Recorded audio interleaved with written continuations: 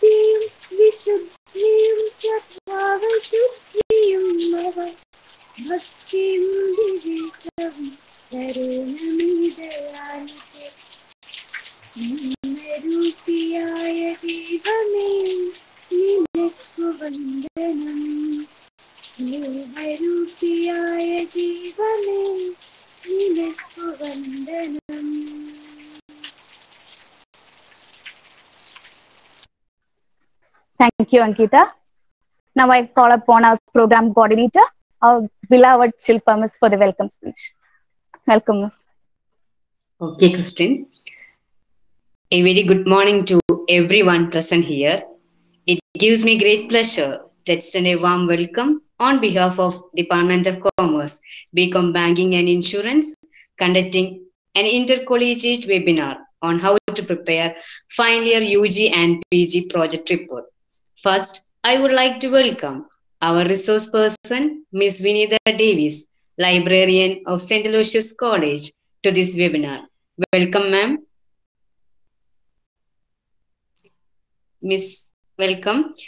Next, I welcome all the faculties who present here to the webinar. Welcome, teachers. Last but not least, I welcome all the students who had registered for this webinar, and thank you all. Thank you, Miss. Getting a guidance while doing something new is always a blessing. Here we have our librarian, Mrs. Vinitha ma'am, for guiding us and advising us on how to prepare our final year project. The energetic and ever charismatic ma'am is here. Welcome, ma'am. So please join with us and share your valuable guidance. Thank you, Shilpa, and thank you, Christine Jones. Am I audible? Yes, Miss, yes. Okay, let me know anyone from the outside Kerala. Otherwise, we can shift to Malayalam, I think. Anyone, can you comment in the chat box whether anyone in the anyone from the outside Kerala can comment in the chat box? Otherwise, we can shift to Malayalam. Please message. Is anyone there? Okay, if anyone there, please free to comment in the. Okay, Christine Georgino. Okay, so I think it will be better to switch into Malayalam, so we can interact more better. There are a lot of students from other colleges. Lot of students from other colleges, but within Kerala. Within Kerala. Yes, Miss.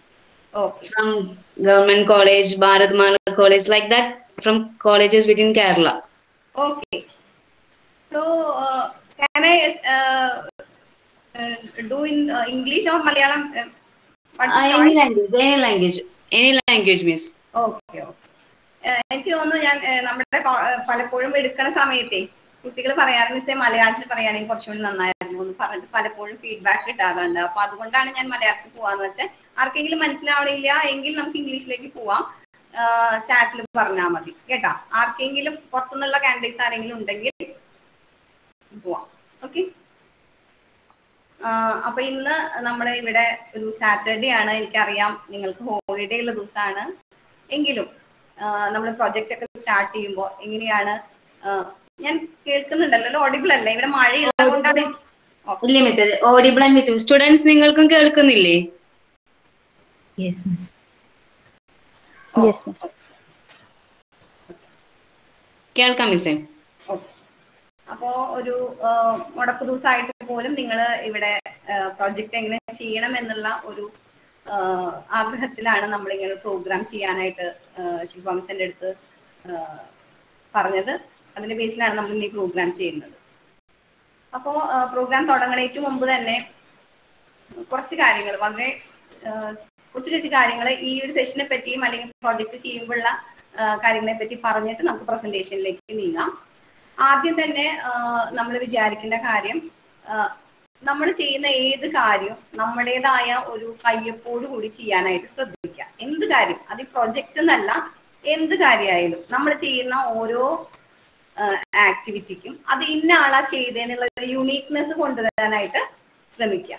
അതാണ് first and foremost thing. നമ്മുടെ ലൈഫിലായാലും നമ്മളുടെ സ്റ്റുഡൻഷിപ്പിലായാലും നമുക്കൊരു ജോലി കിട്ടിയാലും ഒക്കെ ശ്രദ്ധിക്കേണ്ട കാര്യം.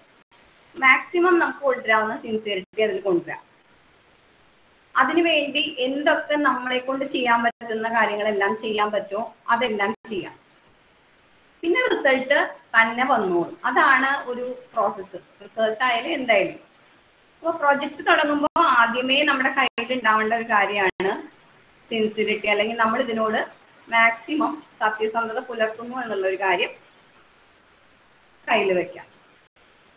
പിന്നെ ശ്രദ്ധിക്കേണ്ട കാര്യം എന്ന് വെച്ചാൽ, ഈ നിങ്ങൾക്ക് ഈ പ്രോജക്റ്റ് യൂണിവേഴ്സിറ്റി ഇൻട്രൊഡ്യൂസ് ചെയ്തിട്ടുള്ളത് നിങ്ങൾക്ക് ആ റിസർച്ച് മെത്തഡോളജി മനസ്സിലാക്കാനുള്ള ഒരു പ്രാക്ടിക്കൽ സ്റ്റെപ്പായിട്ടാണ് നമുക്ക് ഈ പ്രോജക്റ്റ് ഇൻട്രൊഡ്യൂസ് ചെയ്തിരിക്കുന്നത്. റിസർച്ച് മെത്തഡോളജി എന്ന് പറയുന്നത് ഡിഗ്രി പ്രോജക്റ്റ് ആയാലും PG പ്രോജക്റ്റ് ആയാലും ഒരു MPhil ആയാലും റിസർച്ച് ആയാലും അതിന് മാറ്റില്ല. റിസർച്ച് മെത്തഡോളജിക്ക് എവിടെയും മാറ്റില്ല. പക്ഷെ അതിന്റെ ഒരു ഇന്റൻസിറ്റി മാത്രമാണ് കുറയുന്നത്. അതായത് ഡിഗ്രി ആകുമ്പോൾ അതിന്റെ ആ ഒരു പീരീഡ് ഓഫ് ടൈം വളരെ കുറച്ചാണ്. അപ്പൊ അതിനുള്ള ടോപ്പിക്കിന് അതിനുള്ള ടോപ്പിക് എടുത്താൽ മതി, ചെയ്യണത് അതിനനുസരിച്ചുള്ളത് ചെയ്താൽ മതി. പക്ഷെ ഒരിക്കലും മെത്തഡോളജിക്ക് ഈ പറയുന്ന കാര്യങ്ങളൊന്നും മാറ്റില്ല. അപ്പൊ നമ്മൾ ഡിഗ്രിക്കായാലും PGക്കായാലും PhD ചെയ്യുമ്പോഴായാലും ഒരേ റിസർച്ച് മെത്തഡോളജിയാണ് നമുക്ക് ഫോളോ ചെയ്യേണ്ടത്. പിന്നെ മാറ്റം വരുന്നത് എവിടെയാണ്? നമ്മൾ എടുക്കുന്ന ടോപ്പിക്, നമ്മൾ ചെയ്യുന്ന മെത്തഡോളജി, നമ്മൾ ചെയ്യുന്ന സ്റ്റൈൽ ഓഫ് റൈറ്റിംഗ്, ഇതിലൊക്കെയാണ് വ്യത്യാസം വരുന്നത്. അപ്പോൾ ഒരു റിസർച്ച് മെത്തഡോളജിയുടെ ആരംഭം എന്ന നിലയ്ക്ക് ഇതിനെ ആ ഒരു സീരിയസ്നോട് മാത്രം കാണുക. എന്നാ വളരെയധികം ഭയങ്കര ടെൻഷൻ അടിച്ച് ഇതിനെ കാണേണ്ട കാര്യം ഇല്ല. അപ്പോൾ ഈ റിസർച്ച് പ്രോജക്റ്റ് സ്റ്റാർട്ട് ചെയ്യുമ്പോൾ ആദ്യം മനസ്സിലാക്കേണ്ടത് ഏത് കാര്യമായാലും നമ്മൾ അത് എന്താണെന്ന് ആദ്യം മനസ്സിലാക്കുക. എന്താണ് നമ്മൾ ചെയ്യാൻ പോണെന്നുള്ള കാര്യം മനസ്സിലാക്കി വെച്ചാൽ പകുതി കാര്യം അവിടെ കഴിയും. അപ്പൊ ആദ്യം എന്തൊക്കെയാണ് ഇതിൽ സ്റ്റെപ്സ് ഇൻവോൾവ് ചെയ്തിരിക്കുന്നത്, എങ്ങനെയൊക്കെയാണ് നമുക്ക് ചെയ്യാൻ പറ്റുക എന്നുള്ള കാര്യങ്ങൾ മനസ്സിലാക്കി വെക്കുക. ഗൈഡ്, നമുക്ക് ഓരോരുത്തർക്കും ഓരോ ഗൈഡ് ഉണ്ടാവും, ടീച്ചേഴ്സായിട്ട് ഗൈഡ് ഉണ്ടാവും. ഈ ഗൈഡായിട്ട് എപ്പോഴും കമ്മ്യൂണിക്കേറ്റ് ചെയ്യാനായിട്ട് ശ്രദ്ധിക്കുക. ടീച്ചർ പറയുന്ന കാര്യങ്ങൾ, ഇൻസ്ട്രക്ഷൻസ് കേൾക്കുക. അതിനനുസരിച്ച് നമ്മൾ നന്നായിട്ട് വർക്ക് ചെയ്താൽ മാത്രമേ ഈ ഒരു പ്രൊജക്ടിന്റെ കാര്യത്തിൽ റിസൾട്ട് വരാനും പറ്റുള്ളൂ. അതുകൊണ്ട് ലേണിങ്ങിന്റെ കാര്യത്തിലായത് നിങ്ങൾ ക്ലാസ്സിൽ പഠിക്കുന്ന കാര്യത്തിലും അങ്ങനെ തന്നെയാണ്. ടീച്ചേഴ്സ് പറയുന്ന കാര്യങ്ങൾ നമ്മൾ ചെയ്ത് നമ്മൾ പഠിച്ച് എഴുതിയാൽ മാത്രമേ നമുക്ക് മാർക്ക് കിട്ടുള്ളൂ. അതേപോലെ തന്നെയാണ് ടീച്ചിങ് ലേണിംഗ് പ്രോസസ് എന്നല്ലേ നമ്മൾ പറയാം. ടീച്ചേഴ്സ് ക്ലാസ് എടുക്കുന്നു, ലേണേഴ്സ് അത് ലേൺ ചെയ്യുന്നു, എക്സാമിന് എഴുതുന്നു, അല്ലെങ്കിൽ അത് പ്രാക്ടീസ് ചെയ്യുന്നു. അപ്പൊ ഇനി ഇവാലുവേഷനിൽ നിങ്ങൾക്ക് ബെറ്റർ മാർക്സ് കിട്ടും. അതേപോലെ തന്നെയാണ് പ്രൊജക്ട്, അതിന്റെ ഒരു വേറെ പതിപ്പാണ്. ടീച്ചേഴ്സ് ഇതിലെ ലെസ് ഇൻവോൾവ്മെന്റ് ആണ്. ടീച്ചേഴ്സ് ഇതിൽ ഗൈഡ് ചെയ്യുള്ളൂ. മെയിൻ റോൾ എടുക്കേണ്ടത് സ്റ്റുഡന്റ് ആണ്. ഓക്കെ, അപ്പോൾ ആ ഒരു ഇതിൽ കാണുക. പിന്നെ നമ്മൾ ഇപ്പൊക്കെ കാണുന്ന ഒരു സംഭവം എന്ന് വെച്ചാല്, നമുക്ക് പണ്ടത്തെ പോലെയല്ലേ, പണ്ടൊക്കെ പ്രൊജക്ട് ചെയ്യണമെങ്കിൽ അല്ലെങ്കിൽ റിസർച്ച് ചെയ്യണമെങ്കിൽ ഭയങ്കര പാടായിരുന്നു. മെറ്റീരിയൽസ് കിട്ടില്ല. ഇപ്പൊ നമുക്ക് എങ്ങനെയാ മെറ്റീരിയൽസ് ധാരാളം കിട്ടും. അപ്പൊ നമ്മൾ എന്ത് ചെയ്തു? അപ്പൊ നമ്മൾ കുറച്ചുകൂടി മടിയന്മാരാവുകയാണ് ചെയ്യണത് അല്ലെ? അങ്ങനെയാണ് പൊതുവെ. നിങ്ങൾ അങ്ങനെയാണെന്നല്ല പറയുന്നത്, പൊതുവെ അങ്ങനെയാണ്. അപ്പൊ നമുക്ക് കുറെ ലിറ്ററേച്ചർ കിട്ടുമ്പോൾ നമ്മൾ എന്ത് ചെയ്യണം? എന്തിനാ നമ്മൾ ഇത്ര കഷ്ടപ്പെടുന്നത്? ഓൾറെഡി കുറച്ച് ചെയ്തു വെച്ച കാര്യങ്ങളൊക്കെ ഉണ്ട്, അതിന്റെ ലീഫൊക്കെ മാറ്റി വെച്ച് കഴിഞ്ഞാൽ സംഗതി കഴിഞ്ഞു. ബാക്കിയുള്ള ആ പ്രൊജക്ട് ചെയ്യാനുള്ള കഷ്ടപ്പാടിന്റെ സമയത്ത് വേറെ എന്തെങ്കിലും നമുക്ക് എൻഗേജ് ചെയ്യാലോ, വേറെ എന്റർടൈൻമെന്റിലേക്ക് പോവാലോ എന്നൊന്നും വിചാരിക്കരുത്. അതാണ് ഞാൻ ആദ്യം പറഞ്ഞേ, ചെയ്യുന്ന ഓരോ കാര്യങ്ങൾക്കും ആത്മാർത്ഥത വെക്കുക, യുണീക്നെസ് കൊണ്ടുവരാൻ ശ്രമിച്ചു കഴിഞ്ഞാൽ നിങ്ങളുടെ പ്രോജക്റ്റ് സക്സസ്ഫുൾ ആവും. ഇപ്പൊ ഞാൻ പറയട്ടെ, ഒരു നന്നായി ചെയ്യുന്ന ഒരു കുട്ടിക്ക് ഇപ്പൊ 100 മാർക്കില് 80 മാർക്കാവും കിട്ടുക. അതുപോലെ ഇതുപോലെ കുറച്ച് അവിടെ നിന്നൊക്കെ കോപ്പി പേസ്റ്റ് ചെയ്ത കുട്ടിക്കും ചിലപ്പോ 80 മാർക്ക് കിട്ടിയെന്ന് വരും. പക്ഷേ ഇത് കഴിഞ്ഞ് ഏതെങ്കിലും ഒരു സന്ദർഭത്തില് ഇത് രണ്ടുപേരും ഡിഫറൻസ് കാണിക്കുന്ന സമയം ഉണ്ടാവാം. ഒരു ഇന്റർവ്യൂവിന് പോകുമ്പോൾ പെട്ടെന്ന് ഒരു പ്രൊജക്ടിനെ കുറിച്ച് ചോദിക്കുമ്പോൾ കൃത്യമായിട്ട് ചെയ്ത ആൾക്കാണെങ്കിൽ പ്രൊജക്ട് നോക്കാതെ കണ്ണടച്ച് പറയാൻ പറ്റും ഇന്നതാണ് ഞാൻ പ്രൊജക്ട് ചെയ്തതെന്ന്. കോപ്പി പേസ്റ്റ് ചെയ്ത ആൾക്കാർക്ക് ആ കമ്പ്യൂട്ടറിന് മാത്രമേ അറിയുള്ളൂ എന്തൊക്കെ കോപ്പി ചെയ്തു, എവിടെ നിന്നൊക്കെ കോപ്പി ചെയ്തു, എവിടെ നിന്നൊക്കെ പേസ്റ്റ് ചെയ്തു എന്നുള്ളത്. അപ്പൊ അതൊക്കെ ശ്രദ്ധിക്കുക. അപ്പൊ ഇന്നത്തെ ക്ലാസ്സിൽ നമ്മൾ ജസ്റ്റ് ഔട്ട്ലൈൻ മാത്രമാണ് പറയണത്, എന്തൊക്കെയാണ് പ്രൊജക്റ്റിൽ വരിക, അല്ലെങ്കിൽ അതിൽ എന്തൊക്കെ ഇൻക്ലൂഡ് ചെയ്യണം, അതിന്റെ സ്ട്രക്ചർ എങ്ങനെയാണ്, എങ്ങനെ ഇതിലേക്ക് നമുക്ക് സോഴ്സസ് കിട്ടും, അത് ഒതന്റിക് ആയിട്ടുള്ള സോഴ്സസ് എവിടെയൊക്കെയാണ്, അത് കിട്ടിക്കഴിഞ്ഞാൽ നമ്മൾ അത് എങ്ങനെ റെക്കോർഡ് ചെയ്യും, അല്ലെങ്കിൽ അതിന്റെ സൈറ്റേഷൻ എങ്ങനെ കൊടുക്കും, ഇത്തരം കാര്യങ്ങളാണ് നമ്മൾ ഇന്ന് ചർച്ച ചെയ്യുന്നത്. നിങ്ങൾക്കറിയാം റിസർച്ച് മെത്തോളജി എന്നൊരു പേപ്പർ നിങ്ങൾ പഠിക്കുന്നുണ്ട്. അത് എത്രയും നാൾ എടുത്തിട്ടാണ് നിങ്ങൾ പഠിക്കണേന്ന് അറിയാലോ. അപ്പൊ അങ്ങനത്തെ കാര്യങ്ങളെല്ലാം നമ്മളിവിടെ റിപ്പീറ്റ് ചെയ്യില്ല, അതിനെക്കുറിച്ച് ജസ്റ്റ് മെൻഷൻ ചെയ്തു പോകുള്ളൂ. പക്ഷെ അതല്ലാതെ നിങ്ങൾക്ക് അറിയേണ്ട കാര്യങ്ങളാണ് മാക്സിമം ഞാൻ ഇതിൽ നിന്ന് ട്രൈ ചെയ്യണേ. അപ്പൊ എല്ലാവരും അറ്റൻറ്റീവ് ആയിട്ട് ഇരിക്കുന്നത് ഞാൻ പ്രതീക്ഷിക്കുന്നു. ഞാൻ സ്ലൈഡ് ഷെയർ ചെയ്യാം. ഓക്കെ, ഞാൻ ക്യാമറ ഒന്ന് ഓഫ് ചെയ്യുന്നുണ്ട്, ഒന്നുകൂടി ബെറ്റർ ഇതിന് വേണ്ടിയിട്ട് കേട്ടോ. Okay miss, okay.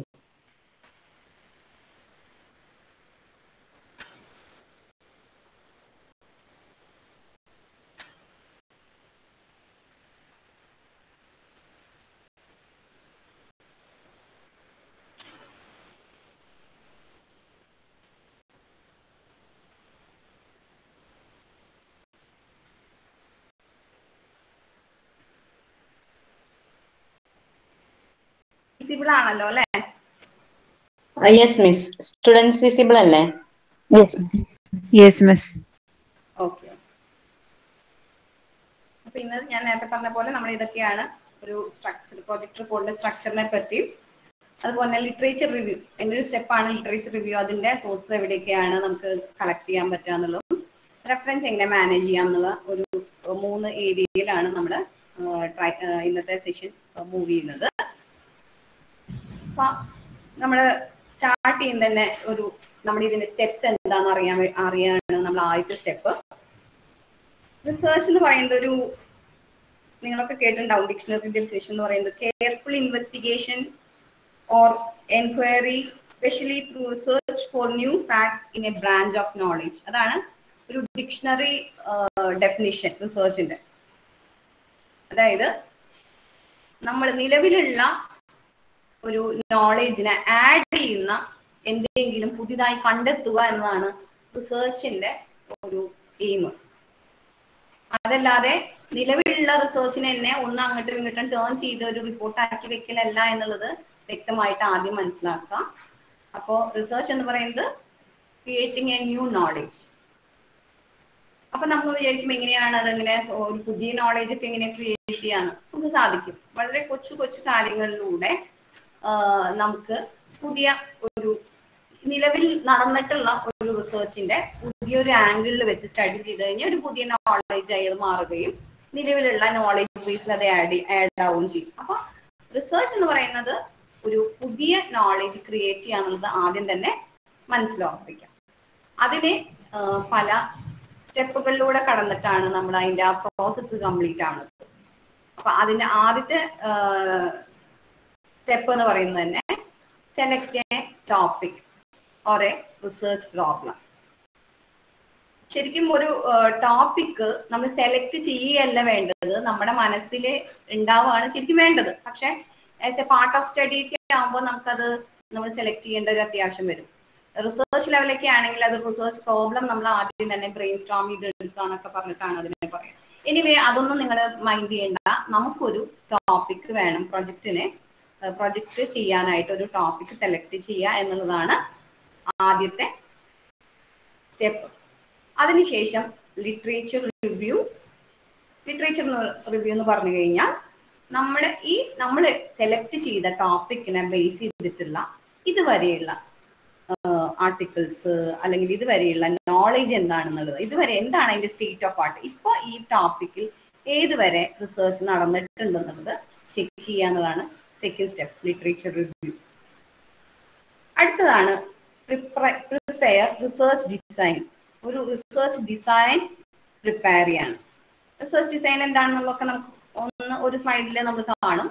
എങ്കിലും ഇതിന് ഒറ്റ വാക്കിൽ പറയുകയാണെങ്കിൽ ഇതൊരു പ്ലാൻ തയ്യാറാക്കണ പോലെയാണ്. ഇപ്പൊ നമ്മളൊരു വീട് പണിയാൻ പോകുമ്പോൾ നമ്മൾ പ്ലാൻ തയ്യാറാക്കില്ലേ, അതേപോലെ ഒരു പ്ലാൻ തയ്യാറാക്കുന്നതാണ് റിസർച്ച് ഡിസൈൻ. ഈ റിസർച്ച് ഡിസൈനിലെ നമ്മളെ എങ്ങനെ, ഇപ്പൊ നമ്മൾ വീട് പണിയാൻ പോകുമ്പോൾ ആദ്യം ഇങ്ങനെ ആലോചിക്കുക, നമ്മൾ എങ്ങനത്തെ വീട് വേണം, എങ്ങനത്തെ ഡിസൈൻ ആയിരിക്കണം, അല്ലെങ്കിൽ എത്ര റൂംസ് വേണം, എങ്ങനെയാണ് നമ്മളത് ഡിസൈൻ ചെയ്യണേ, നമ്മുടെ ലിവിംഗ് റൂം എവിടെ, അങ്ങനെ പറഞ്ഞിട്ട് നമ്മളൊരു പ്ലാൻ ഉണ്ടാവും. അതേപോലെ തന്നെ നമ്മൾ റിസർച്ച് ഡിസൈൻ ചെയ്യുമ്പോൾ നമ്മൾ എന്ത് തരത്തിലുള്ള സ്റ്റഡിയാണ് നമ്മൾ കണ്ടക്ട് ചെയ്യാൻ പോണത്, എന്ത് മെത്തഡോളജിയാണ് ഇതിൽ ഉപയോഗിക്കുന്നത്. ഇപ്പോൾ സ്റ്റാറ്റിസ്റ്റിക്സ് മെത്തേഡ്സ് ഒക്കെ ഉണ്ടാവും, പ്രോബ്ലം നിങ്ങൾക്കറിയാം, വിഷമോൾ സാമ്പിളിംഗ് മെത്തേഡ്, അങ്ങനെയുള്ള മെത്തഡോളജി എങ്ങനത്തെയാണ് നമ്മൾ യൂസ് ചെയ്യണേ, എങ്ങനത്തെ ഡാറ്റയാണ് നമുക്ക് കളക്ട് ചെയ്യേണ്ടി വരിക, പ്രൈമറി സെക്കൻഡറി ടെർഷ്യറി സോഴ്സസ് ഒക്കെ ഉണ്ട്. അതിൽ പ്രൈമറി സോഴ്സ് ആണോ നമുക്ക് കൂടുതൽ വരിക, സെക്കൻഡറി സോഴ്സ് ആണോ നമുക്ക്, അങ്ങനെയുള്ള കാര്യങ്ങളാണ്. അങ്ങനെ ഒരു ബ്ലൂ പ്രിന്റ് മൊത്തം റിസർച്ചിനെ നമുക്ക് പ്ലാൻ ചെയ്യുന്ന ഒരു ഏരിയയാണ് റിസർച്ച് ഡിസൈൻ എന്ന് പറയുന്നത്. അത് കഴിഞ്ഞ് നമ്മൾ ഇതിന് ശേഷം ഡാറ്റ കളക്ട് ചെയ്യും. ഡാറ്റ കളക്ട് ചെയ്യുന്നത് പല മെത്തേഡിലൂടെ നമുക്ക് കളക്ട് ചെയ്യാം. ക്വസ്റ്റിനെയർ, സർവേ, ഷെഡ്യൂളൊക്കെ വെച്ച്, ഇന്റർവ്യൂ ഷെഡ്യൂളൊക്കെ വെച്ച് നമുക്ക്, അല്ലെങ്കിൽ സെക്കൻഡറി ആണെങ്കിൽ നമ്മൾ സെക്കൻഡറി സോഴ്സസ് കളക്ട് ചെയ്യും. ഇങ്ങനെ ഡാറ്റ കളക്ട് ചെയ്ത് കഴിഞ്ഞാൽ പിന്നെയുള്ള പ്രോസസ്സ് തന്നെ അതിനെ അനാലിസിസ് ചെയ്യാണ്. അനാലിസിസ് ചെയ്യുമ്പോഴും പല ടൂൾസ് ഉണ്ട്, സ്റ്റാറ്റിസ്റ്റിക്കൽ ടൂൾസ്, അല്ലെങ്കിൽ നോർമൽ പെർസെൻറ്റേജ് മെത്തേഡ് വെച്ചിട്ട് നമുക്ക് ഡാറ്റ അനാലിസിസ് ചെയ്യാം. അതിനുശേഷം ഈ ഡാറ്റ അനാലിസിസ് ചെയ്ത് കഴിഞ്ഞ് അതിന്റെ ബേസിൽ നമ്മൾ ഡിസ്കഷനും കൺക്ലൂഷനും എഴുതണം. എന്താണ് നമുക്ക് ഈ ഒരു റിസർച്ച് സ്റ്റഡി നടത്തിയിട്ട് നമുക്ക് കിട്ടിയ റിസൾട്ടുകൾ, എന്താണ് നമ്മുടെ ഒബ്ജക്റ്റീവ്സ്, എന്തുമാത്രം ഇതിലെ എന്താ പറയുക ഫുൾഫിൽ ചെയ്തിട്ടുണ്ട്, എന്തായിരുന്നു നമ്മുടെ ഒബ്ജക്റ്റീവ്സ്, എന്താണ് ഇത് കിട്ടിയ ഫൈൻഡിങ്സ്, അതിൽ എന്താണ് ഇപ്പോഴത്തെ ഈ ഒരു റിസർച്ച് കൊണ്ട് നമ്മൾ കണ്ടെത്തിയ കാര്യങ്ങൾ കൃത്യമായിട്ട് ഫൈൻഡിങ്സ് ആയിട്ടും അതിന്റെ ഡിസ്കഷനായിട്ടും നമ്മൾ ചേർക്കണം. കൺക്ലൂഷനിൽ ഫർദർ ഒരു റിസർച്ചിനുള്ള ഒരു സ്കോപ്പ് കൂടി ആഡ് ചെയ്തിട്ടാണ് നമ്മൾ നമ്മുടെ റിസർച്ച് കൺക്ലൂഡ് ചെയ്യുക. വിത്ത് ഇന്റർപ്രിട്ടേഷൻ ആൻഡ് റിപ്പോർട്ട് റൈറ്റിംഗ്. ഈ റിപ്പോർട്ട് റൈറ്റിംഗ് ആൻഡ് ഇന്റർപ്രിട്ടേഷൻ എന്ന് പറയുന്നത് ഫൈനൽ സ്റ്റെപ്പാണ്. ഈ സ്റ്റെപ്പിൽ നമ്മൾ മൊത്തം നമ്മുടെ റിസർച്ച് പ്രോജക്റ്റ് നമ്മൾ എന്ത് ചെയ്യും, ചാപ്റ്റർ വൈസ് അറേഞ്ച് ചെയ്ത് അത് റിപ്പോർട്ടാക്കി സബ്മിറ്റ് ചെയ്യും. ഇതാണ് ഒരു 7 സ്റ്റെപ്സ്. അപ്പൊ അതിലായിട്ട് ഇതിലെല്ലാ സ്റ്റെപ്സും നമ്മൾ കവർ ചെയ്യും. നമ്മളൊരു റിസർച്ച് ഡിസൈൻ വരെ നമുക്ക് ഇന്ന് ഇതിൽ കവർ ചെയ്യാൻ പറ്റുള്ളൂ. ബാക്കിയുള്ളതെല്ലാം നിങ്ങൾക്ക് റിസർച്ച് മെത്തഡോളജി എന്നുള്ള ക്ലാസ്സിൽ വരും. നമ്മളിപ്പോൾ അത് ജസ്റ്റ് പറഞ്ഞു പോവുള്ളൂ ബാക്കി. അപ്പൊ ആദ്യത്തെ സ്റ്റെപ്പ് എന്ന് പറയുന്നത് ചൂസ് എ ടോപ്പിക് എന്നുള്ളതാണ്. നിങ്ങൾക്ക് ആദ്യം നിങ്ങൾ എടുക്കേണ്ട സ്റ്റെപ്പ് എന്ന് പറയുന്നത് ഒരു ടോപ്പിക് എടുക്കുക എന്നുള്ളതാണ്. ടോപ്പിക് സെലക്ട് ചെയ്യുക എന്നുള്ളതാണ്. അപ്പൊ ഞാൻ നേരത്തെ പറഞ്ഞ പോലെ തന്നെ നമുക്ക് ഇഷ്ടമുള്ള ഒരു ടോപ്പിക് ആയിരിക്കണം എടുക്കുന്നത്. നമ്മൾ പലപ്പോഴും ചെയ്യാറെന്താ വെച്ചാൽ കഴിഞ്ഞ പോലത്തെ പ്രൊജക്ട്സ് ഒക്കെ നോക്കി വല്ല സീനിയേഴ്സ് ഒക്കെ ചെയ്ത ആ പ്രൊജക്ടിന്റെ ഒരു ചെറിയ സ്ഥലമൊക്കെ അങ്ങോട്ടും ഇങ്ങോട്ടും മാറ്റുക, അങ്ങനെയുള്ള ഒരു കാര്യങ്ങളൊക്കെയാണ് ചെയ്യുക. ഇതൊക്കെ പ്രാക്ടിക്കലായിട്ട് ചെയ്യുന്ന കാര്യങ്ങളാണെങ്കിൽ കൂടി അതിനോടൊരു ചെറിയ ഒരു ഇഷ്ടമില്ലെങ്കിൽ നമുക്കത് ചെയ്യണ സമയത്ത് പല ഇറിറ്റേഷൻസ് ഉണ്ടാവും. അപ്പൊ അതുകൊണ്ട് എപ്പോഴും നമുക്കൊരു ഇൻട്രസ്റ്റ് ഉള്ള ഒരു ഏരിയ, എപ്പോഴും നമ്മൾ പഠിക്കുമ്പോൾ നമുക്കറിയാം പല സബ്ജക്ട്സ് ഉണ്ടാവും. നമ്മൾ ഇപ്പോ ഇതിലാണെങ്കിൽ നിങ്ങൾക്ക് ഈ കൊമേഴ്സുകാർക്കാണെങ്കിൽ മാർക്കറ്റിംഗ്, ഫിനാൻസ്, അങ്ങനെ പല ഏരിയ ഉണ്ട് ഇല്ലേ, HR, അങ്ങനെ പറഞ്ഞിട്ട് പല ടോപ്പിക്സും ഉണ്ട് നിങ്ങൾക്ക്. അപ്പൊ അതിൽ ചിലപ്പോൾ നിങ്ങൾ ആദ്യം ചിലപ്പോൾ ടോപ്പിക് ആയിരിക്കില്ല കേട്ടോ ചിലപ്പോൾ നിങ്ങളുടെ മനസ്സിൽ വരിക. ഇപ്പൊ നമ്മളിപ്പോ പറയുകയാണെങ്കിൽ കോവിഡ് വന്നു, നമ്മൾ കോവിഡൊക്കെ 2 വർഷമായി നമ്മൾ. അപ്പൊ കോവിഡ് റിലേറ്റ് ചെയ്ത കുറെ പ്രശ്നങ്ങൾ ഉണ്ട്. ഇപ്പൊ ശരിക്കും പറയുകയാണെങ്കിൽ റിസർച്ച് പ്രോബ്ലംസ് ഒക്കെ കൂടി. പക്ഷെ ആ റിസർച്ച് പ്രോബ്ലം എന്താണെന്ന് കണ്ടെത്തുക വേണ്ടു. ഒരുപാട് ഇപ്പൊ ഇക്കോണമിക്ക് ഇമ്പാക്ട് ഈ കോവിഡ് കാരണം പാൻഡമിക് ഇമ്പാക്ട് എന്താ പറയാ ബാധിച്ചിരിക്കുന്ന സമയമാണ് ഇപ്പൊ. അപ്പൊ എന്താണ് നിങ്ങൾക്ക് തോന്നുന്ന ഒരു പ്രൊജക്റ്റിന് ഒരു ടോപ്പിക് ഏരിയ എടുക്കണം തോന്നുന്ന ഒരു ഏരിയ ഓഫ് ഇൻട്രസ്റ്റ് സെലക്ട് ചെയ്യാം. അതൊരു നോവൽറ്റി ഉണ്ടോ നോക്കാം. നോവൽറ്റി ഉണ്ടോ നോക്കാന്ന് പറഞ്ഞാൽ അതൊരു പുതുമയുണ്ടോ, അതിനൊരു പുതുമയുണ്ടോ, എല്ലാ കൊല്ലം ചെയ്യുന്ന ഒരേ ടൈപ്പ് എന്നല്ലാതെ ഒന്ന് മാറി അതിന്റെ ഒരു ആംഗിൾ ഒന്ന് മാറ്റാൻ പറ്റുന്നുണ്ടോ എന്ന് ചിന്തിക്കാം. റെലവെന്റ് ആണ് നോക്കാം. ഇപ്പൊ ഈ നമ്മൾ ഈ സ്റ്റഡി നടത്തി കഴിഞ്ഞാൽ ഇതിന് വല്ല ഒരു അപ്ലിക്കബിലിറ്റി ഉണ്ടോ എന്നുള്ളത് നോക്കാം. ഫീസിബിൾ ആണ് നോക്കാം. ഇത് ഇമ്പോർട്ടന്റ് ആണ്, ഫീസിബിൾ ആണ്. ചിലപ്പോൾ നോവൽ ആയിരിക്കാം, റെലവെന്റ് ആയിരിക്കാം, നിങ്ങൾക്ക് ഇൻട്രസ്റ്റ് ഉള്ള ഏരിയ ആയിരിക്കാം. ഫീസിബിലിറ്റി കുറയും. ഫീസിബിലിറ്റി എന്ന് പറഞ്ഞാൽ എത്രയേ ഉള്ളൂ, അത് നമുക്ക് നടത്താൻ പറ്റണം. ഇപ്പൊ നമ്മൾ വലിയൊരു ടോപ്പിക് ഇന്ത്യ എന്നൊക്കെ പറഞ്ഞ ബ്രോഡായിട്ട് നമ്മളിപ്പോ annual performance of nationalised banks in India, ഇതൊരു നമ്മൾ നെറ്റിലൊക്കെ നോക്കുമ്പോൾ ഇങ്ങനത്തെ ടോപ്പിക് ഒക്കെ കാണും. പക്ഷെ അത് നമുക്ക് കണ്ട് ഈ ഒരു 21 ദിവസം അങ്ങനെയാണ് നിങ്ങളുടെ പ്രൊജക്ടിന്റെ ടൈം. ഇതിൻ്റെ ഉള്ളിൽ നമുക്ക് നടത്താൻ പറ്റുമോ? ഇല്ല. അപ്പൊ നമ്മൾ നടത്തുമ്പോൾ എപ്പോഴും ടോപ്പിക്കിന് നോവൽറ്റി, പക്ഷെ അതിന് ഫീസിബിലിറ്റി വേണം. നമുക്ക് നടത്താനുള്ള ടൈം ബൗണ്ടിന്റെ ഉള്ളിൽ ഇത് കംപ്ലീറ്റ് ചെയ്യാനുള്ള ഒരു ഇതിലേക്ക് അതിനെ മാറ്റണം. അപ്പൊ നമ്മള് ഇത് ഞാനൊരു ഫ്ലോ ചാർട്ട് പോലെ ആക്കുന്നുള്ളൂ. നമ്മൾ സബ്ജക്ട് ചൂസ് ചെയ്യുമ്പോൾ നമ്മൾ ചോദിക്കുക, നമ്മളോട് തന്നെ ചോദിക്കുക, is it worth while? No ആണെങ്കിൽ നമുക്കത് വീണ്ടും ചേഞ്ച് ചെയ്യാം, അമെൻഡ് ചെയ്യാം. എപ്പോഴും ഒരു 5-6 ടോപ്പിക് സെലക്ട് ചെയ്ത് വെക്കുക, ഗൈഡായിട്ട് കൺസൾട്ട് ചെയ്യുക. ഗൈഡിന്റെ ഒരു അഡ്വൈസും കൂടി എടുത്തിട്ട് ഇതെല്ലാം ചെയ്യാം. നിങ്ങൾ ഇപ്പോൾ ഒരു തുടക്ക സ്റ്റേജ് ആയതുകൊണ്ട് കൃത്യമായിട്ട് ഗൈഡിന്റെ ഒരു ഇൻസ്ട്രക്ഷൻ കൂടി ഇത് ചെയ്യണം കേട്ടോ. അപ്പൊ വർത്ത് വൈൽ ആണോ എന്നുള്ളത് നിങ്ങൾക്ക് അറിയില്ലെങ്കിൽ നിങ്ങൾ ടീച്ചറോട് ചോദിക്കാം. Is it novel? ഇതൊരു പുതുമയുണ്ടോ എന്നൊക്കെ നമുക്ക് ഡിഗ്രി ലെവലായാലും നമുക്ക് ചെയ്യാം. പുതുമയുണ്ടോ നോക്കാം. ഇല്ലെങ്കിൽ അതിനെ ഒരു പുതുമ കൊണ്ടുവരാൻ എന്താണ് നമുക്ക് ആ ഏരിയയിലേക്ക് ആഡ് ചെയ്യാൻ പറ്റാൻ നോക്കാം. അടുത്തത് ഫീസിബിൾ ആണോ? ഇത് നമുക്ക് ഈ 21 ദിവസത്തിൻ്റെ ഉള്ളിൽ അല്ലെങ്കിൽ ഒരു മാസത്തിൻ്റെ ഉള്ളിലോ, ഇപ്പൊ നിങ്ങൾ പറയുന്ന സെമസ്റ്റർ എത്രയാണോ നിങ്ങൾക്ക് തന്നിട്ടുള്ള ടൈമിന്റെ ഉള്ളിലെ നമുക്ക് നടത്താൻ പറ്റുമോ? യെസ് എന്നാണെങ്കിൽ ഡു ഇറ്റ്, അത്രയേ ഉള്ളൂ. അപ്പൊ നമ്മൾ ആദ്യത്തെ സ്റ്റെപ്പ് കംപ്ലീറ്റ് ചെയ്തു, അതായത് ഒരു ടോപ്പിക് സെലക്ട് ചെയ്തു. ഇവിടെ ഞാൻ കുറച്ച് സാമ്പിൾ ടോപ്പിക്സ് നിങ്ങൾക്ക് വേണ്ടിയിട്ട് എഴുതിയിട്ടുണ്ട്. ഇതൊന്നും ഇതന്നെ എടുക്കണമെന്നൊന്നുമില്ല. എനിക്ക് ഞാൻ കുറച്ചൊക്കെ സെർച്ച് ചെയ്തപ്പോൾ കിട്ടിയ കുറച്ച് ടോപ്പിക്സ് ആണ്. ഞാൻ നിങ്ങൾക്ക് അതിന്റെ ഒരു സാമ്പിൾ കാണാൻ വേണ്ടി മാത്രമാണ് ഇവിടെ ഇട്ടിരിക്കുന്നത്. Customers perception towards e banking products or services of select public sector banks a study. പിന്നെ barriers in electronic transaction for customers. അതുപോലെ തന്നെ അത്രയും ബാങ്ക്. പിന്നെ entrepreneurship awareness among postgraduate students of colleges in Thrissur district. Change in online buying behavior during COVID-19. Tax literacy of income tax payers. ഇതൊക്കെ sample topics ആണ്. അപ്പൊ ഇതിൽ നിങ്ങൾക്ക് നോക്കി കഴിഞ്ഞാൽ അറിയാം 2 തരം സ്റ്റഡി ഉണ്ട്. ഒന്ന് നമുക്ക് പ്രൈമറി സോഴ്സ് വെച്ചിട്ട് സ്റ്റഡി ചെയ്യാവുന്നത്. പ്രൈമറി സോഴ്സ് എന്ന് പറഞ്ഞാൽ ഇത്രയേ ഉള്ളൂ, നമ്മൾ ഡാറ്റ കളക്ട് ചെയ്യണം. നമ്മുടെ കയ്യിൽ റെഡിമെയ്ഡ് ഡാറ്റ ഉണ്ടാവില്ല. ഇപ്പൊ customers perception towards e banking products, ആ ആദ്യത്തെ സ്റ്റഡിക്ക് എങ്ങനെയാണ് നമ്മള് കസ്റ്റമർ ഏത് കസ്റ്റമർ ആണെന്നുള്ളതും അങ്ങനത്തെ കാര്യം. ഇത് ടോപ്പിക്സ് മാത്രമാണ്. ഈ ടോപ്പിക്സിനെ നമ്മള് പ്രൊജക്ട് ഒന്ന് എന്താ പറയാ അപ്രൂവ് ആയി കഴിഞ്ഞാൽ അതിന്റെ ടൈറ്റിലിന്റെ രൂപത്തിലേക്ക് ടീച്ചർമാരായി നിങ്ങളെ ഹെൽപ്പ് ചെയ്തത് ടൈറ്റിലാക്കി മാറ്റും.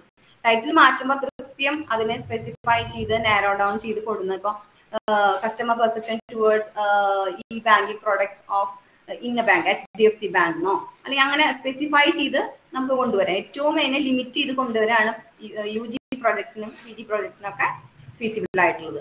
അപ്പൊ ഈ കസ്റ്റമർ പെർസെപ്ഷൻ എന്ന് പറയുമ്പോൾ എപ്പോഴും നമ്മൾ എന്ത് ചെയ്യണം? ഡാറ്റ നമുക്ക് എവിടെ നിന്നാണ് കിട്ടുക? കസ്റ്റമറുടെ കയ്യിൽ നിന്ന് കിട്ടുക. അപ്പൊ നമ്മൾ ഡാറ്റ കളക്ട് ചെയ്യണം. അതുപോലെ തന്നെ അടുത്തതും അങ്ങനെ തന്നെയാണ്, barriers in electronic transaction for customers. അപ്പൊ അതും കസ്റ്റമറിനെ ഉണ്ടായിട്ടുള്ള ബുദ്ധിമുട്ടുകളാണ് നമ്മൾ അവിടെ പഠിക്കുന്നത്, ബാരിയേഴ്സ്. അപ്പൊ കസ്റ്റമറിനെ നമ്മൾ കോണ്ടാക്ട് ചെയ്തിട്ട് വേണം എന്ത് ചെയ്യേണ്ടത്? കസ്റ്റമറിൽ നിന്ന് ഈ ക്വസ്റ്റിനെയർ നമ്മൾ ഫിൽ ചെയ്ത് വാങ്ങിക്കണം, എന്നാലാണ് അവരുടെ ബാരിയേഴ്സ് നമുക്ക് അറിയാം. അപ്പൊ ഇതെല്ലാം പ്രൈമറിയിൽ പെടുന്നതാണ്. പെർഫോമൻസ് അനാലിസിസ് ഓഫ് XYZ ബാങ്കിന്റെ പേര് ഇപ്പോൾ performance analysis of HDFC bank or ICICI bank എന്ന് വിചാരിക്കാം. അപ്പൊ നമുക്ക് ഈ പോണ്ടത് ഓൾറെഡി ഉള്ള ഡാറ്റയാണ്, സെക്കൻഡറി സോഴ്സ് ആണ് അവിടെ ഉള്ളത്. ഓൾറെഡി ബാങ്കിന്റെ കുറച്ച് ആനുവൽ റിപ്പോർട്ട്സും അല്ലെങ്കിൽ ബാങ്കിൻ്റെതായ ഇങ്ങനെയുള്ള റിപ്പോർട്ട്സ് ഉണ്ടാവും. അപ്പൊ നമ്മൾ ആ റിപ്പോർട്ട്സ് ആണ് നമ്മൾ കളക്ട് ചെയ്യേണ്ടത്. ഓക്കെ, അപ്പൊ അത് കളക്ട് ചെയ്തിട്ടാണ് നമ്മൾ എന്ത് ചെയ്യേണ്ടത്? അപ്പൊ അത് സെക്കൻഡറി സോഴ്സസ് ആണ്, ഓൾറെഡി ഉണ്ട് അവിടെ. അത് കളക്ട് ചെയ്തിട്ടാണ് നമ്മൾ എന്ത് ചെയ്യേണ്ടത്? നമ്മുടെ അനാലിസിസും അതിന്റെ കമ്പാരിസൺ ഒക്കെ നടത്തേണ്ടത്. ഇനി അടുത്തതായാല് പോസ്റ്റ് ഗ്രാജുവേറ്റ് സ്റ്റുഡൻസിന്റെ എന്റർപ്രണോറിയൽ അവയർനെസ് ആണ് അടുത്ത ടോപ്പിക്. അപ്പൊ നമ്മൾ എന്ത് ചെയ്യണം, PG കുട്ടികളിൽ നിന്ന് ക്വസ്റ്റ്യനെയർ വെച്ചിട്ടോ ഇന്റർവ്യൂ വെച്ചിട്ടോ, ക്വസ്റ്റ്യനെയർ ആയിരിക്കും നന്നാവുക, ക്വസ്റ്റ്യനെയർ വെച്ചിട്ട് കളക്ട് ചെയ്യണം. പിന്നെ change in online buying behaviour അതും കളക്ട് ചെയ്യേണ്ടതാണ്. ടാക്സ് ലിറ്ററസി, ഇതെല്ലാം ഇത് 1 or 2 മാത്രമാണ് എന്ത് വരുന്നത്, സെക്കൻഡറി വരുന്നത്. അപ്പൊ ഇപ്പൊ നിങ്ങൾക്ക് കുറച്ചുകൂടി ഇങ്ങനത്തെ ബാങ്ക് റിലേറ്റഡ് ഒക്കെ ചെയ്യുകയാണെങ്കിൽ കുറച്ചുകൂടി ആൾക്കാരുടെ ഡാറ്റ കളക്ട് ചെയ്യാൻ ബുദ്ധിമുട്ടുള്ള സമയമാണെങ്കിൽ അങ്ങനെ ചെയ്യാം. ബാങ്കുകളുടെ സൈറ്റുകളൊക്കെ നോക്കി അവരുടെ റിപ്പോർട്ടുകളൊക്കെ എടുത്ത് നമുക്ക് അനലൈസ് ചെയ്യാൻ കുറച്ചുകൂടി ഈസി. അത് അപ് ടു യു, നിങ്ങളുടെ ഇതുപോലെ. ഇനി ഡാറ്റ കളക്ട് ചെയ്യുന്ന ഒരു സ്റ്റഡി നടക്കുന്ന നോക്കും പ്രശ്നമൊന്നുമില്ല. ഗൂഗിൾ ഫോം ഒക്കെ ഉണ്ട്. ഗൂഗിൾ ഫോം വെച്ച് നമുക്ക് ഓൺലൈനായിട്ട് ഡാറ്റ കളക്ട് ചെയ്യാം. നമ്മുടെ സ്റ്റുഡൻസിന്റെ ഡാറ്റയ്ക്ക് ആണെങ്കിൽ നിങ്ങൾക്ക് ഇഷ്ടംപോലെ ഫ്രണ്ട്സ് ഒക്കെ ഉണ്ടാവും പല കോളേജിലും. അപ്പൊ PG students of Thrissur district എന്ന് പറഞ്ഞാൽ ഇച്ചിരി വലിയ ഏരിയ ആണ്. തൃശ്ശൂർ ഡിസ്ട്രിക്റ്റിന് മുഴുവൻ വെക്കണ്ട, അതിനെ കുറച്ചുകൂടി എങ്ങനെയാണ് ഓട്ടോണമസ് കോളേജസ് അല്ലെങ്കിൽ അങ്ങനെ എന്തെങ്കിലും ഒരു തിരിച്ചു കഴിഞ്ഞാൽ കുറച്ചുകൂടി നമുക്ക് നാരോ ഡൗൺ ചെയ്ത് നമുക്ക് കളക്ട് ചെയ്യാനൊക്കെ സാധിക്കും. അപ്പൊ ഇതാണ് കുറച്ച് സാമ്പിൾ ടോപ്പിക്സ്. അപ്പൊ ആദ്യം ഇപ്പൊ തന്നെ നിങ്ങൾക്ക് ടോപ്പിക് ഒക്കെ സെലക്ട് ചെയ്യുക, അതിനെ പിന്നീട് ടൈറ്റിലാക്കി മാറ്റുക. അടുത്ത സ്റ്റെപ്പാണ് ലിറ്ററേച്ചർ റിവ്യൂ. ഞാൻ നേരത്തെ പറഞ്ഞു, നമുക്ക് ഇതുവരെയുള്ള ഈ നമ്മൾ എടുത്ത ടോപ്പിക്കിൽ എന്താണ് ഇതുവരെ നടന്നിട്ടുള്ള പഠനങ്ങൾ ഏതൊക്കെയാണെന്ന് നമ്മൾ വായിച്ച് മനസ്സിലാക്കി അതിനൊരു ചാപ്റ്റർ ആക്കി എഴുതുന്നതിനെയാണ് ലിറ്ററേച്ചർ റിവ്യൂ എന്ന് പറയുന്നത്. ലിറ്ററേച്ചർ റിവ്യൂവിന് 4 പ്രധാന ലക്ഷ്യങ്ങൾ, 4 മെയിൻ ഒബ്ജക്റ്റീവ്സ് ഉണ്ട്. First one is surveys the literature in the chosen area of your study. നിങ്ങൾ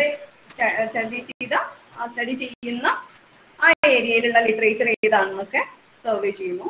second one, synthesize the information in that literature into a summary. നമ്മൾ അതിനെ ഒരു സമ്മറൈസ് ചെയ്യാണ്, സിന്തസൈസ് ചെയ്യാണ്. സമ്മറി രൂപത്തിൽ സിന്തസൈസ് ചെയ്തത് summary ആയിട്ട് നമ്മൾ നമ്മുടെ സ്റ്റഡിയിൽ ഉൾപ്പെടുത്തുന്നു.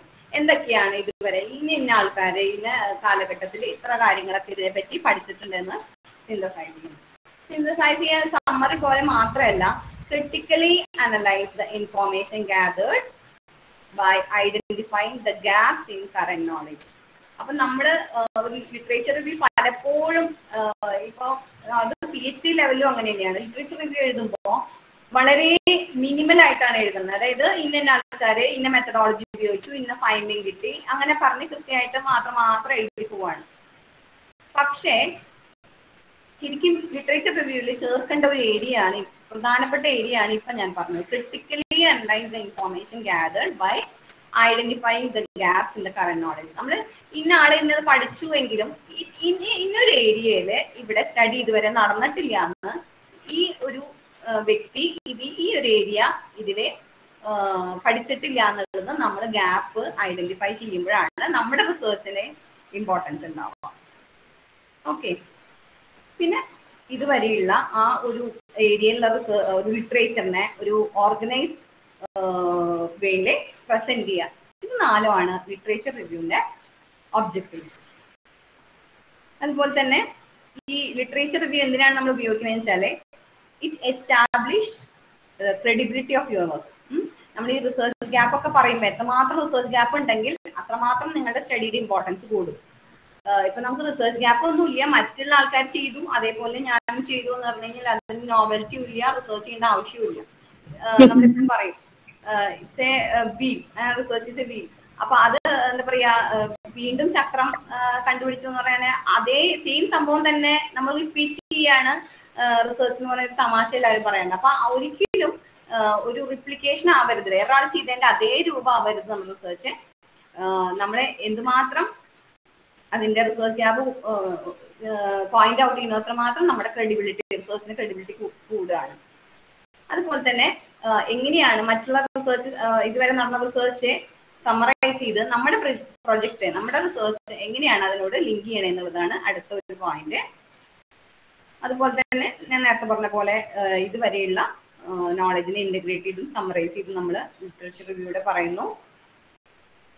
അതുപോലെ തന്നെ നമ്മൾ എന്തൊക്കെയാണ് മറ്റുള്ളവരിൽ നിന്ന് ഇതിന്ന് നമ്മൾ മനസ്സിലാക്കേണ്ടത്, നമ്മൾ ലേൺ ചെയ്യാണ്. നമ്മൾ ഇത്രയും ലിറ്ററേച്ചർ റിവ്യൂ വായിക്കുമ്പോൾ തന്നെ നമ്മളുടെ റിസർച്ചിന് നമുക്കൊരു ഡയറക്ഷൻ കിട്ടും. ഇന്ന മെത്തേഡ്, ചില മെത്തഡോളജി ഇപ്പൊ സ്റ്റാറ്റിസ്റ്റിക്സ് മെത്തേഡ്സും ടെക്നിക്സും ഒക്കെ സെയിം ആയിരിക്കും ചിലപ്പോൾ. പക്ഷെ നമ്മൾ ചെയ്യുന്ന ഒരു ആംഗിൾ ആയിരിക്കും വ്യത്യാസം. അപ്പോൾ ഈ ഒരു കാര്യത്തിലൊക്കെ നമുക്ക് റിസർച്ച് മെത്തഡോളജി, അതിന്റെ ഒരു ഇതുവരെയുള്ള അവസ്ഥ എല്ലാം മനസ്സിലാവും. അപ്പൊ ലിറ്ററേച്ചർ റിവ്യൂ കറക്റ്റ് ചെയ്യുന്ന ഒരു കൊച്ചിനെ പ്രൊജക്ട് കംപ്ലീറ്റ് ചെയ്യാൻ വലിയ ബുദ്ധിമുട്ടുണ്ടാവില്ല. എന്ന് വെച്ചാൽ ഒരുപാട് ഇതിനെ പറ്റിയിട്ടുള്ള ധാരണ ലഭിക്കും. അപ്പോൾ നമുക്കൊരു പുതിയ തുടക്കത്തിനുള്ള ഒരു സ്റ്റാർട്ടിംഗ് പോയിന്റ് ലിറ്ററേച്ചർ റിവ്യൂ നമുക്ക് കിട്ടും. വിനിത മിസ്സേ ഒരു ഡൗട്ട് ചോദിച്ചിട്ടുണ്ട്. 4th ഒബ്ജക്റ്റീവ് ഒന്ന് റിപ്പീറ്റ് ചെയ്യുന്ന മെസ്സേജ് വന്നിട്ടുണ്ട്. ഒരു മിനിറ്റ് ഞാൻ ചെക്ക് ചെയ്യട്ടെ. ലിറ്ററേച്ചർ റിവ്യൂല് 4th വൺ എനിക്ക് അങ്ങനെ മനസ്സിലായത്. എവിടെയാണ്? ഗ്രീറ്റി ചോദിച്ചിട്ടുണ്ട്. 4th objective please repeat. 4th objective. Okay. 1 minute. Screen കാണുന്നില്ലേ ഇപ്പോഴും? Screen visible miss, screen visible. ഒരു മിനിറ്റ്. ഇതിലെ 4th ഒബ്ജക്റ്റീവ് എന്ന് പറഞ്ഞു കഴിഞ്ഞാൽ അത് ഞാൻ ലിറ്ററേച്ചർ റിവ്യൂ കാണിച്ചു തരുമ്പോൾ നിങ്ങൾക്ക് ചെയ്യാം. അതായത് ഇത്രയേ ഉള്ളൂ. നമ്മള് ലിറ്ററേച്ചർ റിവ്യൂ എഴുതുമ്പോൾ ഒരു ചില ഒരു ക്രോണോളജിക്കൽ ആയിട്ട് എഴുതും. അതായത് ഇപ്പോ നമ്മളുടെ റിസർച്ച് നടക്കുന്നത് 2021 ആണ്. സാധാരണ ഒരു 5 ഇയർ ബാക്ക് ഒക്കെയാണ് നമ്മൾ ലിറ്ററേച്ചർ റിവ്യൂ കളക്ട് ചെയ്യുക. അതായത് ഒരു എന്താ പറയാ 2018 മുതലേ അല്ലെങ്കിൽ 2017 മുതൽ നമ്മൾ എടുത്ത ടോപ്പിക്കില് 2017 മുതൽ 2021 വരെ വന്നിട്ടുള്ള സ്റ്റഡീസിനെയാണ് നമ്മൾ സെലക്ട് ചെയ്യുക. അതിനുശേഷം നമ്മൾ എന്ത് ചെയ്യും? ഇതൊരു ചാപ്റ്റർ ആക്കി എഴുതും. അതാണ് present the literature in an organised way എന്ന് പറയുന്നത്. അപ്പൊ അത് രണ്ട് മൂന്ന് തരത്തിലൊക്കെ എഴുതാം. കുട്ടികളൊക്കെ ഇപ്പൊ ഡിഗ്രി ലെവലിലൊക്കെ നമ്മൾ കണ്ടിട്ടുള്ളത് ക്രോണോളജിക്കലായിട്ട് എഴുതും. ക്രോണോളജിക്കൽ എന്ന് പറഞ്ഞു കഴിഞ്ഞാൽ ആദ്യം 2017 വന്നിട്ടുള്ള ആർട്ടിക്കിളിനെയാണ് ആദ്യം നമ്മൾ പോയിന്റ് ചെയ്യുക. അത് കഴിഞ്ഞ് 2018 അങ്ങനെ ഓർഡറിൽ ചെയ്യാം. ഇനി അല്ലെങ്കിൽ പിന്നെ ചെയ്യാവുന്നത് തീമാറ്റിക് ആയിട്ട് നമുക്ക് ലിറ്ററേച്ചർ റിവ്യൂ പ്രസന്റ് ചെയ്യാം. തീമാറ്റിക് ആയിട്ട് ഇത്രയേ ഉള്ളൂ. നമ്മുടെ പ്രൊജക്ട് ടോപ്പിക്കിൽ പല ടോപ്പിക് ഉണ്ടാവും. ഇപ്പോ എക്സാമ്പിൾ പറയുകയാണെങ്കിൽ നമ്മളിപ്പോ എന്താ പറയാ, customers perceptions toward E banking products. ഈ ഒരു ടോപ്പിക്കാണ് നമ്മൾ ചെയ്യണേന്ന് വെച്ചാൽ കുറെ കസ്റ്റമർ പെർസെപ്ഷൻ സ്റ്റഡീസ് നടന്നുണ്ടാവും. അപ്പൊ കസ്റ്റമർ പെർസെപ്ഷൻ സ്റ്റഡീസ് എല്ലാം നമുക്ക് കളക്ട് ചെയ്യാം, നമ്മുടെ ലിറ്ററേച്ചർ റിവ്യൂവിൽ നമുക്ക് പെടുത്താം. അതേപോലെ തന്നെ ബാങ്കിങ് പ്രോഡക്ട്സും സർവീസസിനെ പറ്റിയിട്ടുള്ള കുറെ സ്റ്റഡീസ് നടന്നുണ്ടാവും. ഇതും നമുക്ക് എന്ത് ചെയ്യാം? നമ്മുടെ ലിറ്ററേച്ചർ റിവ്യൂവിൽ പെടുത്താൻ പറ്റും.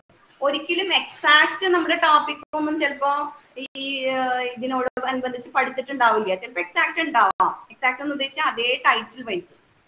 അപ്പൊ നമ്മൾ ഒരിക്കലും ഒരേ ടൈറ്റിൽ വൈസ് ഒന്നും നമുക്ക് ലിറ്ററേച്ചർ റിവ്യൂ കിട്ടുന്ന നിർബന്ധം പിടിക്കേണ്ട കാര്യമില്ല. നമ്മൾ ചെയ്യേണ്ടത് നമ്മുടെ ഈ ഒരു ടോപ്പിക്കായിട്ട് റിലേറ്റ് ചെയ്യുന്ന, അതാണ് റിവ്യൂ ഓഫ് റിലേറ്റഡ് ലിറ്ററേച്ചർ എന്നാണ് പറയാം.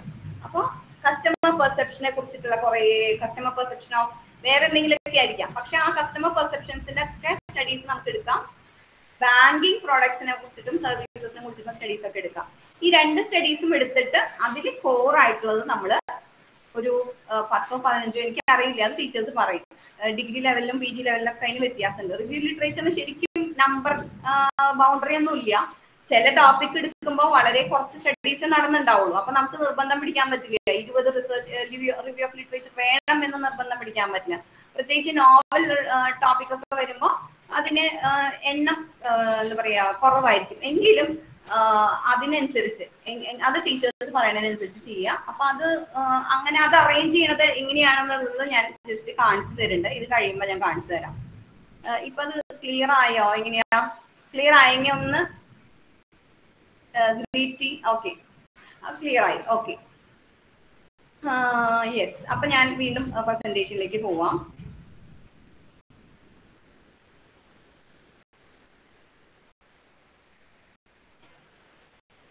ഓക്കെ, ഇനി ലിറ്ററേച്ചർ റിവ്യൂ സോഴ്സസ് ആണ് പറയുന്നത്.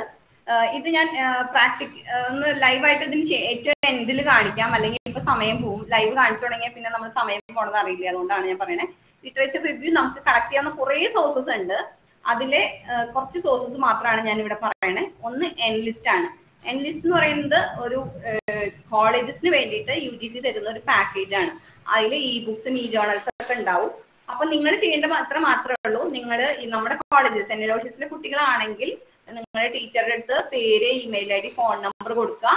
അടുത്ത ദിവസം തന്നെ നിങ്ങൾക്ക് എൻലിസ്റ്റ് ഞാൻ ഇവിടെ സൈറ്റിൽ കയറ്റി കഴിഞ്ഞാൽ എൻലിസ്റ്റിന്റെ വെബ്സൈറ്റിൽ നിന്ന് നിങ്ങൾക്ക് ഒരു മെയിൽ വരും. അതൊന്ന് ആക്ടിവേറ്റ് ചെയ്ത് കഴിഞ്ഞാൽ നിങ്ങൾ എവിടെയാണോ ഇരിക്കുന്ന അവിടെ ഇരുന്നുകൊണ്ട് നിങ്ങളുടെ കോളേജിലോ വീട്ടിലോ ഏത് സ്ഥലത്തായാലും ഇന്റർനെറ്റ് കണക്ഷനുള്ള ഒരു സിസ്റ്റം വെച്ച് കഴിഞ്ഞാൽ നിങ്ങൾക്ക് മോർ ദാൻ 6,000 ജേർണൽസും ജേർണൽസ് കിട്ടും. അതുപോലെ തന്നെ ബുക്സ്, ഒരുപാട് ബുക്സ് നിങ്ങൾക്ക് ആക്സസ് ചെയ്യാൻ പറ്റും. അപ്പൊ ഒരു പ്രൊജക്ട് ടൈമിൽ നിങ്ങളെ വളരെയധികം ഹെൽപ്പ് ചെയ്യുന്ന ഒരു പാക്കേജ് ആണ് എൻലിസ്റ്റ്.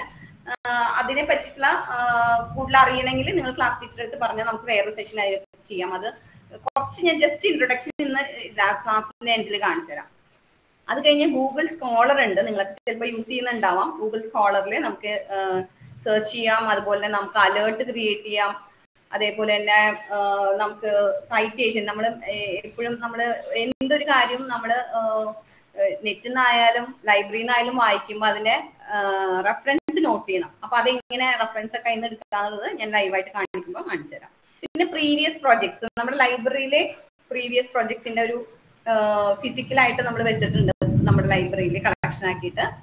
ഇനി ഡിപ്പാർട്ട്മെന്റിൽ കീപ്പ് ചെയ്തിട്ടുണ്ടാവും ഒരു കോപ്പി. അപ്പൊ നിങ്ങൾക്ക് പഴയ കാല പ്രോജക്ട്സുകൾ എടുത്തു നോക്കാം.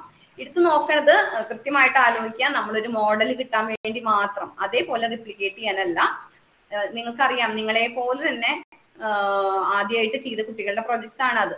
അപ്പൊ ഇഷ്ടംപോലെ എറേഴ്സ് അതിൽ സംഭവിച്ചേക്കാം. അപ്പൊ ഒരിക്കലും ആ എറേഴ്സ് റിപ്പീറ്റ് ചെയ്യരുത്. അപ്പൊ അതുകൊണ്ട് അങ്ങനെ നിങ്ങൾ പ്രൊജക്ട്സ് പഴയത് നോക്കുമ്പോൾ ടീച്ചേഴ്സായിട്ട് കൺസൾട്ട് ചെയ്ത് അതിന്റെ എറേഴ്സ് ഉണ്ടെങ്കിൽ അത് റിപ്പീറ്റ് ചെയ്യാണ്ട് നോക്കണം. ഈ റിസർച്ചിന്റെ കാര്യത്തിൽ എപ്പോഴും ഒരു നമ്മുടെ പ്രിൻസിപ്പളിന്റെ ഒരു ഫ്രണ്ട് ഉണ്ട്, മാണി മണ്ടി sir, K P Mani sir. Sir ഇവിടെ റിസർച്ച് മെത്തഡോളജി ക്ലാസ് എടുക്കാൻ വരുമ്പോൾ സാർ എപ്പോഴും പറയും, ഒരു എറർ 7 times റിപ്പീറ്റ് ചെയ്ത് കഴിഞ്ഞാൽ അത് നിയമം പോലെ ആയിരുന്നു. അതായത് നമ്മളെപ്പോഴും പറയാൻ എന്താ, ആ തീസിസിൽ കണ്ടു, അതിങ്ങനെ കണ്ടു, മുന്നത്തെ പ്രൊജക്റ്റിൽ കണ്ടു, അതാണ് നമ്മൾ എപ്പോഴും പറയുന്ന കാര്യം. ഒരിക്കലും ഒരു പ്രോജക്റ്റോ തീസിസോ ഒന്നിന്റെയും ഒതന്റിക് റെക്കോർഡ് അല്ല. നമുക്കൊരു മോഡലിന് വേണ്ടി മാത്രമേ അത് ഡിപ്പെൻഡ് ചെയ്യാൻ പറ്റുള്ളൂ. നമുക്ക് ഡിപ്പെൻഡ് ചെയ്യാവുന്ന കുറെ ബുക്സ് ഉണ്ട്, റിസർച്ച് മെത്തഡോളജി ബുക്സ് ഉണ്ട്, ഇഷ്ടം പോലെ ബുക്സ് നമുക്ക് അവൈലബിൾ ആണ്, ഈ ബുക്സ് ആയിട്ടും ഫിസിക്കൽ ബുക്സ് ആയിട്ടും. അപ്പൊ അതൊക്കെ നോക്കി എങ്ങനെയാണ് ചെയ്യേണ്ടതെന്ന് കൃത്യമായിട്ട് വളരെ സ്റ്റെപ്പ് ബൈ സ്റ്റെപ്പ് ആയിട്ടുള്ള ഇതുണ്ട്. അപ്പൊ പ്രീവിയസ് പ്രൊജക്ട്സ് ഒരിക്കലും ഒരു ഒതന്റിക് റെക്കോർഡ് അല്ലാതെ മോഡലിന് വേണ്ടി മാത്രം നോക്കാം.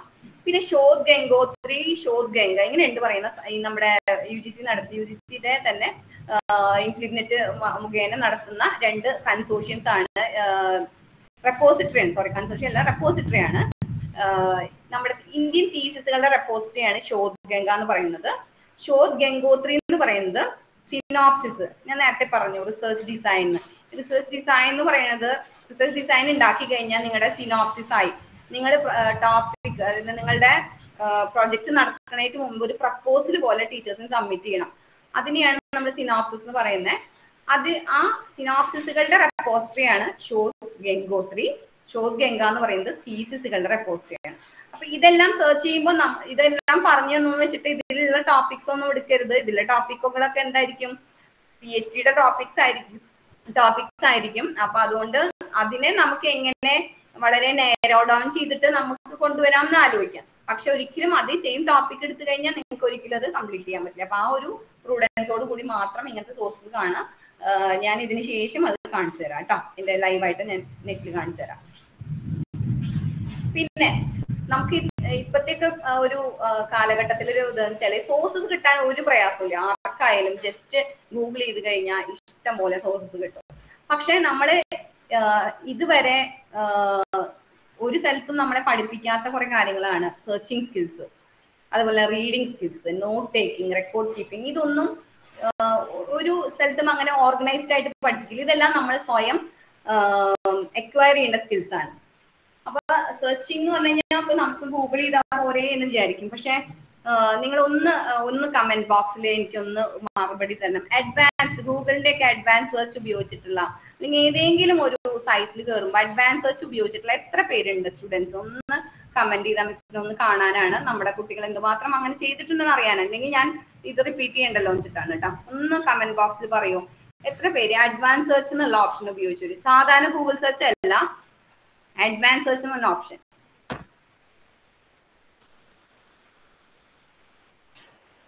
യെസ് ആണെങ്കിൽ യെസ്, നോ ആണെങ്കിൽ നോ പറഞ്ഞ, അല്ലെങ്കിൽ നമുക്ക് സമയം പോണ്ടാച്ചിട്ടാണ്. സ്റ്റുഡൻസ് എല്ലാം അവിടെ ഇല്ലേ?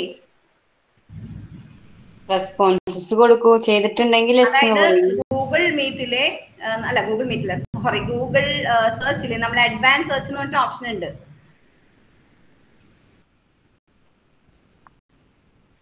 നോ എന്നാണ് മിസ് അവർ പറയുന്നത്, നോ എന്നാണ് പറയുന്നത്. ഓക്കെ, അപ്പൊ ഞാൻ ജസ്റ്റ് ഓക്കെ നോ ആണെങ്കിൽ പിന്നെ നമുക്ക് പോവാം നോക്കാം.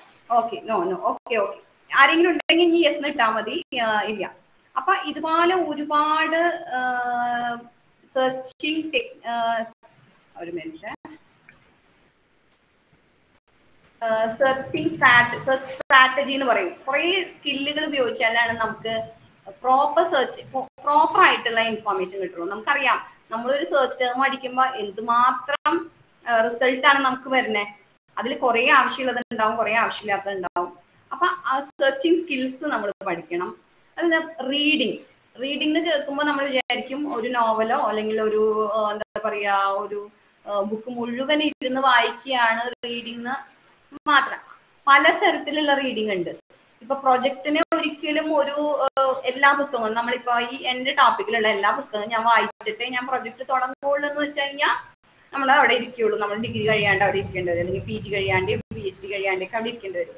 അപ്പൊ നമുക്ക് റീഡിങ്ങിന് കുറച്ച് സ്കില്ലുകൾ വേണം, അതെന്ത് ചെയ്യണം. പിന്നെ നോട്ട് ടേക്കിംഗ്, നമ്മൾ ഇതിനെല്ലാം സമ്മറൈസ് ചെയ്ത് നമ്മൾ വായിക്കുന്നതിന്റെ നോട്ടുകൾ കീപ്പ് ചെയ്യണം.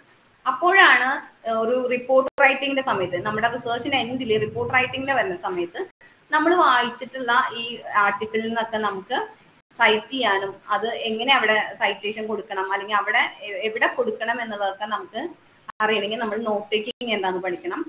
റെക്കോർഡ് കീപ്പിംഗ് എന്ന് വെച്ചാൽ ഇതിന്റെ റെഫറൻസുകളും അല്ലെങ്കിൽ അങ്ങനത്തെ സൈറ്റേഷൻ ഐറ്റംസ് എല്ലാം നമ്മൾ റെക്കോർഡ് ചെയ്യാൻ മാനേജ് ചെയ്യാനായിട്ട് നമ്മൾ പഠിക്കണം. അപ്പൊ ഇന്നത്തെ ക്ലാസ്സിൽ ഞാൻ ആദ്യത്തെ 2 കാര്യങ്ങൾ മാത്രമേ പറയുന്നുള്ളൂ, അല്ലെങ്കിൽ നമുക്ക് നമ്മുടെ സമയം കുറവുള്ളതുകൊണ്ട് നടക്കില്ല. അതുകൊണ്ട് അത്യാവശ്യം ആദ്യത്തെ 2 എണ്ണം അത്യാവശ്യം എല്ലാ 4 അത്യാവശ്യമാണെങ്കിലും കുറച്ചുകൂടി ഇമ്പോർട്ടൻസ് സെർച്ചിങ് റീഡിങ് ആയതുകൊണ്ട് അത് മാത്രം പറയാണ്. അപ്പൊ സെർച്ച് സ്ട്രാറ്റജീസ് എന്ന് പറയുകയാണെങ്കിൽ നമ്മൾ അതിൽ പറയുന്ന ഒരു കാര്യം എന്ന് വെച്ചാൽ കുറച്ച് സെർച്ച് ടേംസ് ഒക്കെ ഉപയോഗിച്ച് നമുക്ക് വേണ്ട ഇൻഫോർമേഷൻസ് ഗൂഗിളിൽ നിന്നോ അല്ലെങ്കിൽ നമ്മുടെ ലൈബ്രറി കാറ്റലോഗ് ഓൺലൈൻ ഡാറ്റാബേസ് ഇവിടെ നിന്നൊക്കെ നമ്മൾ റിട്രീവ് ചെയ്തെടുക്കുക. നമുക്ക് ലഭിക്കുന്ന തരത്തിൽ നമ്മൾ സെർച്ച് ചെയ്യുന്ന മെത്തേഡിനെയാണ് നമ്മൾ സെർച്ച് സ്ട്രാറ്റജി എന്ന് പറയുന്നത്. ഇത്രയേ ഉള്ളൂ. Search strategies are the ways of using search terms in finding required information from the search tools such as search engines, library catalogue and online database. അപ്പൊ ഇത്രയും കാര്യങ്ങളിൽ നമ്മൾ എങ്ങനെ ഭയങ്കര എഫക്റ്റീവായിട്ട് നമുക്ക് ഇത് സെർച്ച് ചെയ്തെടുക്കുക എന്നുള്ളതാണ് സെർച്ച് സ്ട്രാറ്റജി എന്നുകൊണ്ട് ഉദ്ദേശിക്കുന്നത്. അപ്പൊ കുറേ സെർച്ച് സ്ട്രാറ്റജീസ് ഉണ്ട്, പക്ഷെ വളരെ മിനിമൽ ആയിട്ട് Boolean logic, phrase searching, truncation, ഇത് 3ആണ് പെട്ടെന്ന് നിങ്ങൾക്ക് കുറച്ച് യൂസ്ഫുൾ ആയിട്ടുള്ള സെർച്ച് സ്ട്രാറ്റജീസ് മെത്തേഡ്സ്. അപ്പൊ അതിന് മുന്നേ സെർച്ച് സ്ട്രാറ്റജി ഉപയോഗിക്കുന്നതിന് മുന്നേ നിങ്ങൾ ചെയ്യേണ്ട കാര്യം എന്താണെന്ന് വെച്ചാൽ identify search terms in the search strategy that help to refine the searching process. അപ്പൊ ആദ്യം നിങ്ങൾ ഒരു ടോപ്പിക് നിങ്ങൾ സെലക്ട് ചെയ്തിട്ടുണ്ടാവും. ആ ടോപ്പിക് സെലക്ട് ചെയ്തതിന് കീ ടേംസ് കണ്ടുപിടിക്കലാണ് ആദ്യത്തെ നമ്മുടെ പണി. നമ്മൾ നിൽക്കുന്നത് ലിറ്ററേച്ചർ റിവ്യൂ എന്നുള്ള പ്രോസസ്സിലാണ്. ആ ലിറ്ററേച്ചർ റിവ്യൂ പ്രോസസ്സിൽ നമ്മൾ സെർച്ച് ചെയ്യാൻ പോവാണ്, നമ്മുടെ ലിറ്ററേച്ചർ സെർച്ച് ചെയ്യാൻ പോവാണ്. ആ ലിറ്ററേച്ചർ സെർച്ച് ചെയ്യാൻ പോകുമ്പോൾ നമ്മുടെ ടോപ്പിക്കിലെ കീ ടേംസ് ആദ്യം ഐഡന്റിഫൈ ചെയ്യാം. ഇവിടെ കൊടുത്ത എക്സാമ്പിൾ എന്താണ്? How does social media influence the communication of today's college students. അതാണ് നമ്മുടെ ടോപ്പിക്, നമ്മുടെ ടൈറ്റിൽ അതാണെന്ന് വിചാരിക്കാം. അപ്പൊ ആ ടൈറ്റിലെ കീ ടേംസ് ഏതൊക്കെയാണ്? Social media, communication, college students. അപ്പൊ നമ്മൾ ഇതിനെ ഇതുപോലെ സെർച്ച് ചെയ്താൽ ചിലപ്പോ കുറച്ച് റിസൾട്ട് കിട്ടായിരിക്കും, കുറച്ച് റിസൾട്ട് എന്തായാലും കിട്ടും. പക്ഷെ ഇതല്ലാതെ വേറെ ടേംസ് ഒക്കെ ഇതേ ടോപ്പിക്കിന് തന്നെ വേറെ ടേംസ് ഉപയോഗിച്ചിട്ട് ആൾക്കാര് ആർട്ടിക്കിൾ എഴുതിയിട്ടുണ്ടാവും. അപ്പൊ എല്ലാവരും ഇതേ ടൈറ്റിൽ തന്നെ കൊടുക്കണം എന്നില്ലല്ലോ.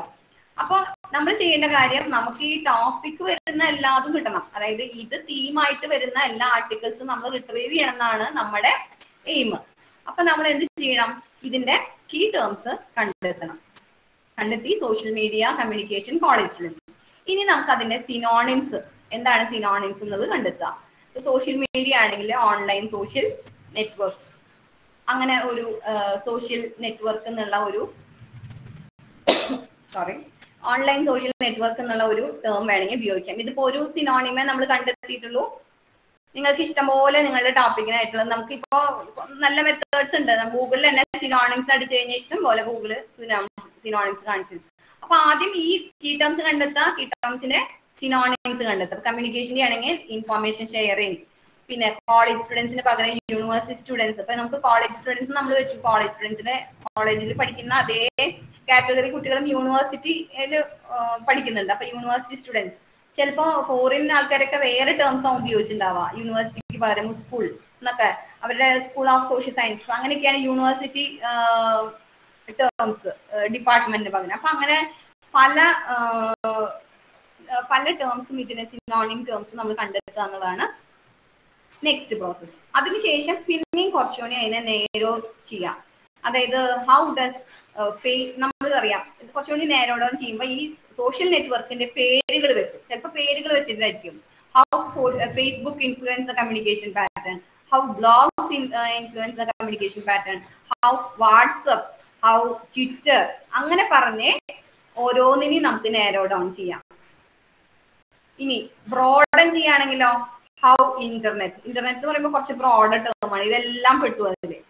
അപ്പൊ ഇങ്ങനെയുള്ള ബ്രോഡർ ടേമും നേരോവർ ടേമും സിനോണിംസും എല്ലാം കണ്ടെത്തി പിടിച്ച് വെച്ച് പല വിധത്തിൽ സെർച്ച് ചെയ്താലാണ് നമുക്ക് എന്ത് കിട്ടാം, നമുക്ക് വേണ്ട ഇൻഫോർമേഷൻ, റിക്വയർഡ് ഇൻഫോർമേഷൻ കിട്ടാം. ഇനി നമ്മൾ നേരത്തെ കണ്ടു സെർച്ച് സ്ട്രാറ്റജീസിന് ബൂളിയൻ ലോജിക്കും ഫ്രേസ് സെർച്ചിങ്ങും ട്രങ്കേഷനും ഉണ്ട്. അപ്പൊ ആദ്യം നമ്മൾ ബൂളിയൻ ലോജിക് എന്ന് പറയുന്ന ഒരു സെർച്ച് സ്ട്രാറ്റജിയാണ് നമ്മൾ ആദ്യം കാണുന്നത്. ബൂളിയൻ ലോജിക് എന്ന് പറഞ്ഞാൽ ജോർജ് ബൂളി എന്ന് പറഞ്ഞ ഒരാൾ കണ്ടെത്തിയത് ശരിക്കും മാത്തമാറ്റിക്സിലൊക്കെ ഉപയോഗിക്കുന്ന ഒരു ഇതാണ്. ഇത്രയേ ഉള്ളൂ, വളരെ സിമ്പിൾ ആണ്. ആൻഡ് ഓർ നോട്ട്, ഇതാണ് 3 കണക്ടേഴ്സ്. ഈ ബൂളിയൻ ഓപ്പറേറ്റേഴ്സ് എന്ന് പറയുന്നത് 3 എണ്ണാണ്, ആൻഡ് ഓർ നോട്ട്. ഓക്കെ, അപ്പൊ നമ്മള് ആൻഡ് എന്തിനാണ് ഉപയോഗിക്കാം, നമുക്ക് 2 ടേംസ് കമ്പൈൻ ചെയ്യണം. ഇപ്പൊ പൊളിറ്റിക്സ് ആൻഡ് മീഡിയ, ഇത് രണ്ടും കമ്പൈൻ ചെയ്തിട്ടുള്ള റിപ്പോർട്ടാണ് നമുക്ക് വേണ്ടത്. Children and poverty, civil war and Virginia, ഇങ്ങനെ എല്ലാം കമ്പൈൻ ചെയ്തിട്ടുള്ള കുറച്ച് ടേംസ് ആണ്. ഇപ്പൊ നമ്മൾ നേരത്തെ പറഞ്ഞു customer perception of banking products, അപ്പൊ customer perception and e banking products, അങ്ങനെ കമ്പൈൻ ചെയ്യുന്ന ടേംസിൽ ആൻഡ് നമ്മൾ പ്ലേസ് ചെയ്യുന്നു, ആൻഡ് ക്യാപിറ്റൽ ലെറ്റേഴ്സിൽ ഇടുന്നു. അപ്പൊ നടുക്കിൽ യെല്ലോ പാർട്ട് കാണുന്നില്ലേ, ആ ഭാഗമാണ് റിസൾട്ട് ആവുക. രണ്ടും കമ്പൈൻ ചെയ്യുന്ന റിസൾട്ട് നമുക്ക് കിട്ടും. 2 ടേംസും കമ്പൈൻ ചെയ്യുന്ന റിസൾട്ടാണ് ആ യെല്ലോ മാർക്ക് ചെയ്തിട്ടുള്ള ഭാഗം കാണിക്കുന്നത്, അത് ആൻഡ്. ഇനി ഓർ ഉപയോഗിക്കാൻ, നമുക്ക് ഓർ ഉപയോഗിക്കുമ്പോ എങ്ങനെയാ, ബ്രോഡനായി നമുക്ക് ലോ എൻഫോഴ്സ്മെന്റ് ഓർ പോലീസ്, ചിലവര് പോലീസ് ഉപയോഗിച്ചിട്ടുണ്ടാവും ടേം, ചിലവര് ലോ എൻഫോഴ്സ്മെന്റ് ഉപയോഗിച്ചിട്ടുണ്ടാവും, അല്ലെങ്കിൽ ചിലവർ ലേബർ എന്ന് ഉപയോഗിച്ചിട്ടുണ്ടാവും, ചിലർ സ്പെല്ലിങ് LABOUR ലേബർ അതും ഉപയോഗിച്ചിട്ടുണ്ട്. ചിലത് 60s നമ്പറിൽ കൊടുത്തിട്ടുണ്ടാവും, മറ്റേതില് വേർഡ്സിൽ കൊടുത്തിട്ടുണ്ടാവും. അപ്പൊ ഇതെല്ലാം ഓർ, ഇത് രണ്ടും ഇതില് 60s എഴുതിയതും വേണം, നമുക്ക് 60s വേർഡ്സിൽ എഴുതിയതും വേണം എന്ന് പറയുന്നതിനാണ് ഓർ. ഇതിൽ ഏതെങ്കിലും ഉണ്ടെങ്കിൽ അതെല്ലാം റിട്രീവ് ചെയ്യണമെന്ന് നമ്മൾ സിസ്റ്റത്തിനോട് അല്ലെങ്കിൽ നെറ്റിൽ പറയണതിനെയാണ് എന്തെന്ന് പറയുന്നത്, ഓർ കണക്ടർ ഉപയോഗിക്കുന്നത്. അപ്പൊ നമ്മുടെ റിസൾട്ട് കൂടുക ചെയ്യുക. 2 ടേംസ് ലോ എൻഫോഴ്സ്മെന്റ് എന്നുള്ളതും വരും, പോലീസ് എന്നുള്ളത് വരും. രണ്ടും ലോ എൻഫോഴ്സ്മെന്റ് പോലീസും കൂടി, അല്ലെങ്കിൽ അങ്ങനെ ലേബറും 60s അങ്ങനെയൊക്കെ ഉപയോഗിച്ചിട്ടുള്ള സാധനങ്ങളെല്ലാം എന്ത് വരും, നമ്മുടെ റിസർച്ച് റിസൾട്ടിൽ വരും. ഇനി നോട്ട് എന്ന് പറയുമ്പോൾ നമുക്ക് ഇന്ന ടേം വേണം, എന്നാൽ വേറെ ടേം ഇതിനോട് ബന്ധപ്പെട്ടത് വരുന്നത് വേണ്ട. സിവിൽ വാർ നോട്ട് അമേരിക്കൻ, അപ്പൊ നമുക്ക് സിവിൽ വാറിനെ കുറിച്ചിട്ടുള്ള ആർട്ടിക്കിൾസ് വേണം, പക്ഷെ ഒരിക്കലും അമേരിക്കൻ സിവിൽ വാർ നമുക്ക് വേണ്ട. കരീബിയൻ നോട്ട് ക്യൂബയായിട്ട് റിലേറ്റഡ് വേണ്ട, കരീബിയൻ എന്നുള്ളത് മാത്രം മതി. Therapy not physical, therapy relate ചെയ്തിട്ടുള്ള മതി, ഫിസിക്കൽ ഇതിനായിട്ട് റിലേറ്റ് ചെയ്തിട്ടുള്ള ഒന്നും വേണ്ട. അപ്പൊ ഈ നോട്ട് എന്ന് പറയുന്നത് എക്സ്ക്ലൂഡ് ചെയ്യാനാണ്, നമുക്ക് ഇന്നത് മാത്രം മതി, മറ്റേ ടേം വേണ്ട, ഇതിനോട് ബന്ധപ്പെട്ട് വരുന്ന മറ്റേ ടേം വേണ്ട എന്ന് കൃത്യം പറയുകയാണെങ്കിൽ ഇങ്ങനെ ചെയ്യുന്നതിനെയാണ് നമ്മൾ ബൂളിയൻ ഓപ്പറേറ്റേഴ്സ് എന്ന് പറയുന്നത്. ബൂളിയൻ ഓപ്പറേറ്റേഴ്സ് വെച്ച് സെർച്ച് ചെയ്യുന്ന സ്ട്രാറ്റജിനെയാണ് ബൂളിയൻ സെർച്ച് എന്ന് പറയുന്നത്. ഓക്കെ, ഇനി ഫ്രേസ് സെർച്ചിങ്. ഇപ്പൊ ഫ്രേസ് സെർച്ചിങ് എന്ന് പറയുന്നത് കൊമേഴ്സ് പ്ലാറ്റ്ഫോംസ് ഇൻ ഇന്ത്യ. ഇപ്പൊ ഞാൻ അതൊന്നും ഞാൻ വേണമെങ്കിൽ ജസ്റ്റ് നിങ്ങൾക്ക് ലൈവായിട്ട് കാണിച്ചു തരാം. ഫ്രേസ് സെർച്ചിങ് എന്നുള്ളത് ജസ്റ്റ് നമ്മളൊരു ടാബ് എടുക്കുന്നു, ഗൂഗിൾ എടുത്തു. നമ്മൾ E commerce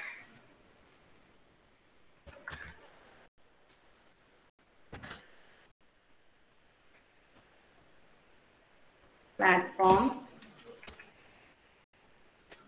in India search ചെയ്യണം. നിങ്ങളിവിടെ കാണുന്നുണ്ടാവും റിസൾട്ടുകൾ വന്നിട്ടുണ്ട്, കുറേ റിസൾട്ടുകൾ വന്നിട്ടുണ്ട്. ഇതിന്റെ റിസൾട്ട് ഒന്ന് ജസ്റ്റ് നോക്കി വെക്കുന്നത് നല്ലതായിരിക്കും. ഇനി അപ്പൊ best e commerce platform, how to start online store in 10 steps, top 10 e commerce sites in India, അങ്ങനെയൊക്കെ പറഞ്ഞിട്ട് വന്നു. ഇനി ഇത് നമ്മൾ ഇൻവേർട്ടഡ് കോമയിൽ കൊടുക്കുകയാണ്. ഇൻവേർട്ടഡ് കോമയിൽ കൊടുക്കുമ്പോൾ എന്താ സംഭവിക്കുന്നത്? ഇതിനെ ഒറ്റ സെർച്ച് ടേം ആയിട്ടാണ് കണക്കാക്കണം. ഒറ്റ സെർച്ച് ടേം ആയിട്ട് കണക്കാക്കുമ്പോൾ അതിന്റെ ഫലങ്ങൾ എന്തായി? 32,900ലേക്ക് ചുരുങ്ങി. അപ്പൊ ഇങ്ങനെയാണ്, ഇതാണ് ഫ്രേസ് സെർച്ച് എന്ന് പറയുന്നത്. നമ്മൾ എപ്പോഴും സെർച്ച് ചെയ്യുമ്പോൾ ഇൻവേർട്ടഡ് കോമേഴ്സിൽ സെർച്ച് ചെയ്ത് കഴിഞ്ഞാൽ നമുക്ക് കുറച്ച് റിസൾട്ട്സ് കിട്ടുള്ളൂ. മാത്രമല്ല കുറച്ചുകൂടി റെലവെന്റ് ആയിട്ടുള്ള സെർച്ചുകൾ ആദ്യം കയറി വരും. ഓക്കെ, അപ്പൊ ശരി. പിന്നെ ഇനി എന്താണ്? അപ്പൊ ഇതാണ് ഫ്രേസ് സെർച്ചിങ് എന്ന് പറയുന്ന ഒരു നമ്മുടെ സെർച്ച് സ്ട്രാറ്റജി എന്ന് പറയുന്നത്. അടുത്തത് പറയുന്നത് ട്രങ്കേഷൻ സെർച്ച്. നമുക്കറിയാം ചില സ്പെല്ലിങ്ങൾക്ക് വ്യത്യാസം. ഇപ്പൊ വിമൻ, വുമൻ, അപ്പൊ അത് രണ്ടും വ്യത്യാസമുണ്ട്. അപ്പൊ നമുക്ക് അല്ലെങ്കിൽ ചിലപ്പോ നമുക്ക് ചിൽഡ്രൻ, അപ്പൊ നമ്മൾ ചിൽഡ്രൻ അടിച്ചാൽ ചൈൽഡ് എന്നുള്ളത് വരില്ല. അങ്ങനെ കുറച്ച് ഇതില് വ്യത്യാസമുണ്ട്. അപ്പൊ നമുക്ക് ഒരു ഇത് പകുതി വരെ ഇപ്പൊ ഗവൺമെന്റ് എന്ന് പറഞ്ഞിട്ട് ഒരു ആസ്ട്രിക് അടിച്ചു കഴിഞ്ഞാൽ ഗവൺമെന്റ്, ഗവൺമെന്റ്സ്, ഗവൺമെന്റൽ അങ്ങനെ പറയുന്ന എല്ലാ ടേംസിന്റെയും വരും. നേരെ മറിച്ച് നമ്മൾ ഗവൺമെന്റ്സ് അടിച്ചു നോക്കി ഇവിടെ, അപ്പൊ എന്ത് വരും? ഈ ഗവൺമെന്റ്സ് വരുന്ന ടേം ഉള്ളത് മാത്രമേ സിസ്റ്റം അല്ലെങ്കിൽ നെറ്റിൽ നിന്ന് നമുക്ക് റിട്രീവ് ചെയ്യാനായിട്ട് സാധിക്കുള്ളൂ. അപ്പോൾ എപ്പോഴും നമുക്ക് സാധ്യതയുള്ള സ്പെല്ലിങ് വരെ നിർത്തി ഒരു ആസ്ട്രിക് യൂസ് ചെയ്ത് കഴിഞ്ഞു കഴിഞ്ഞാൽ അതുവരെയുള്ള ടേമും പ്ലസ് അതായിട്ട് റിലേറ്റ് ചെയ്യുന്ന എല്ലാ ടേംസും നമുക്ക് സെർച്ചിൽ കിട്ടും. ഇപ്പൊ പ്രമോട്ട്, പ്രമോട്ടിങ്, പ്രമോട്ടഡ്, പ്രമോട്ട്സ് എല്ലാം വരും. അപ്പൊ ചിലത് നമുക്ക് അങ്ങനെ, ഇപ്പൊ ടെക്നോളജിയുടെ കേസിൽ ടെക്നോളജീസ്, ടെക്നോളജി, ടെക്നോളജിക്കൽ, അപ്പൊ ഈ ടെക്നോളജി വരെ അടിച്ച് ആസ്ട്രിക് ഇട്ട് കഴിഞ്ഞു കഴിഞ്ഞാൽ അത് റിലേറ്റ് ചെയ്തിട്ടുള്ള ടേംസുകൾ എല്ലാം കാണിക്കാൻ തന്നെയാണ് ട്രങ്കേഷൻ സെർച്ച് എന്ന് പറയുന്നത്. അപ്പൊ ഇതെല്ലാം ലൈവായിട്ട് കാണിക്കുമ്പോൾ കാണിക്കാൻ പറ്റുമെന്ന് ഞാൻ വിചാരിക്കുന്നു.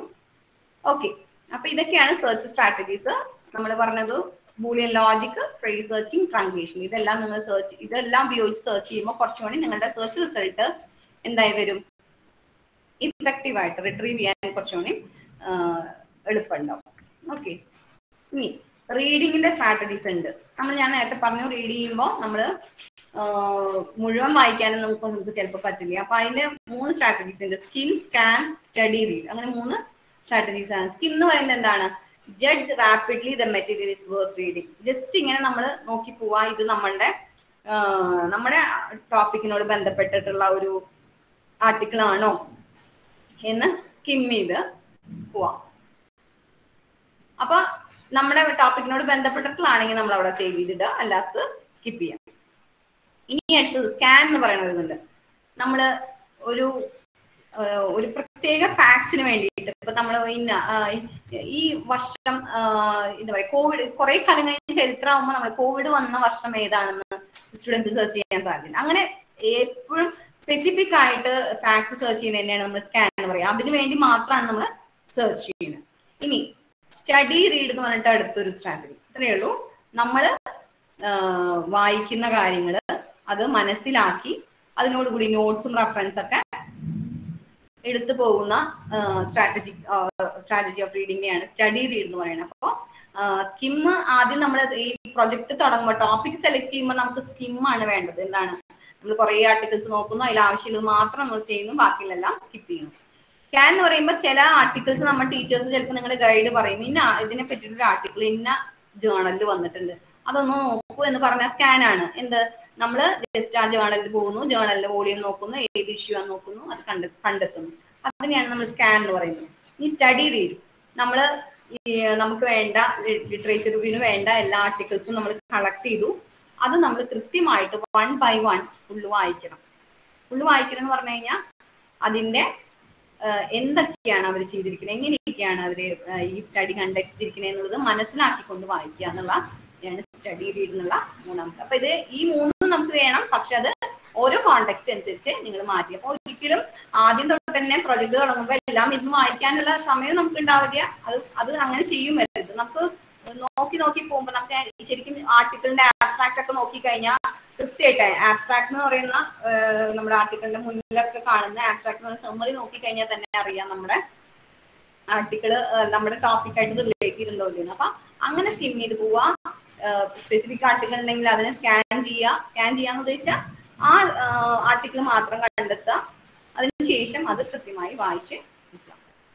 അതുപോലെ ആക്റ്റീവ് റീഡിംഗ് എന്ന് പറയുന്ന ഒരു കോൺസെപ്റ്റ് ഉണ്ട്. എന്ന് പറഞ്ഞു കഴിഞ്ഞാൽ നമ്മൾ വായിച്ചുകൊണ്ടിരിക്കുമ്പോൾ തന്നെ ചിന്തിക്കണം. അതായത് നമുക്ക് ഓൾറെഡി കുറച്ച് കാര്യങ്ങൾ അറിയാം, അതിനെങ്ങനെ ഇതായിട്ട് അസോസിയേറ്റ് ചെയ്യാം. നമ്മളിപ്പോ റിസർച്ച് ടോപ്പിക്കിനൊക്കെ വായിക്കുമ്പോൾ അങ്ങനെയാണ് ചെയ്യേണ്ടത്.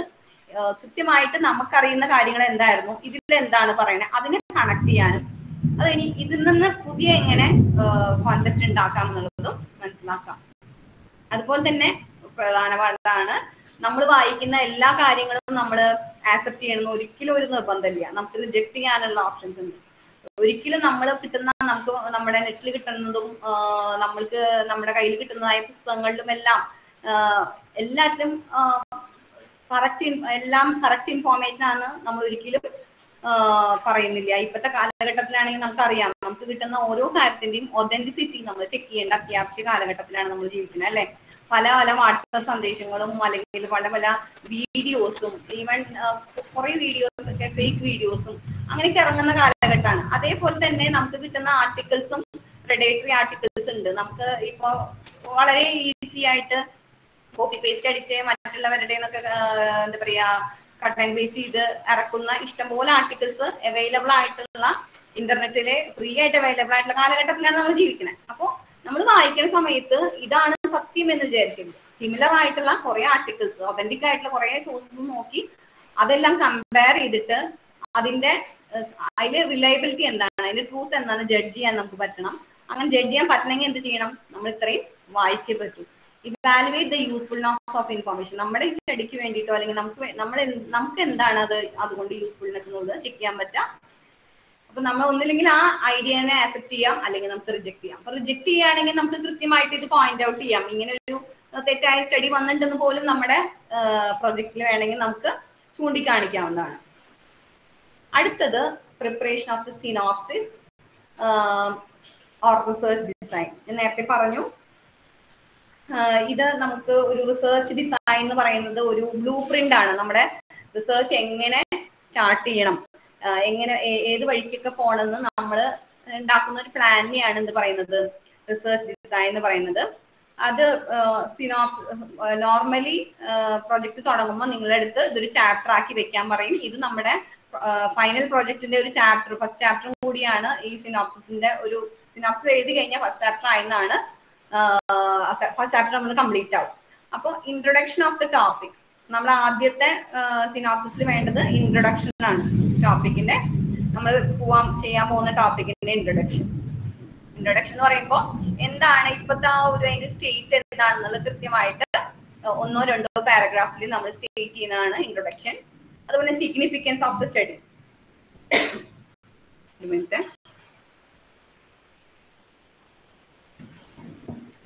സിഗ്നിഫിക്കൻസ് എന്ന് പറയുന്നത് എന്തുകൊണ്ട് നമ്മൾ ഈ സ്റ്റഡി നടത്തുന്നു, ഇപ്പൊ ഈ സ്റ്റഡി നടത്തുന്നതിന്റെ ഇമ്പോർട്ടൻസ് എന്താണെന്നുള്ളത് സ്റ്റേറ്റ് ചെയ്യലാണ് സിഗ്നിഫിക്കൻസ് എന്ന് പറയുന്നത്. അതുപോലെ തന്നെ scope of the study. Scope of the study എന്ന് പറയുമ്പോൾ ഇത് ഏതൊക്കെ എലമെന്റ്സ് ആണ് നമ്മൾ ഈ സ്റ്റഡിയിൽ കൊണ്ടുവരുന്നത് എന്നുള്ളത് സ്റ്റേറ്റ് ചെയ്യുന്നതാണ് സ്കോപ്പ് ഓഫ് ദി സ്റ്റഡിയിൽ വരുന്നത്. അടുത്തത് statement of the problem. Statement of the problem എന്ന് പറയുന്നത് ഒരു പാരഗ്രാഫിൽ നമ്മൾ എന്താണ്, ഞാൻ നേരത്തെ പറഞ്ഞു, നമ്മൾ ഒരു ഇത് ചെയ്യുമ്പോൾ ഇപ്പൊ നമ്മൾ ബാരിയേഴ്സ് ഇൻ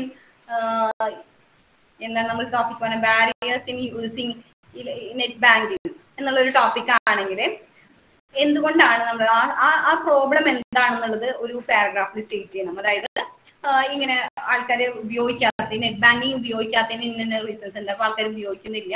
അങ്ങനെയുള്ള അവസ്ഥ നിൽക്കുമ്പോഴാണ് നമ്മൾ ഈ സ്റ്റഡി നടത്തുന്നത് എന്നുള്ളത് ആ പ്രോബ്ലം നമ്മളൊരു 1 പാരഗ്രാഫിൽ സ്റ്റേറ്റ് ചെയ്യണം. നെക്സ്റ്റ് വരുന്നത് objectives of the study. Objectives of the study എന്ന് പറയുന്നത് നമ്മൾ എന്തിനാണ് ഈ സ്റ്റഡി നടത്തുന്നത്, നമ്മൾ സ്റ്റഡി ഈ ഒബ്ജക്റ്റീവ്സ് എന്ന് പറയുന്നത് ഭയങ്കര ഇമ്പോർട്ടന്റ് ആണ്.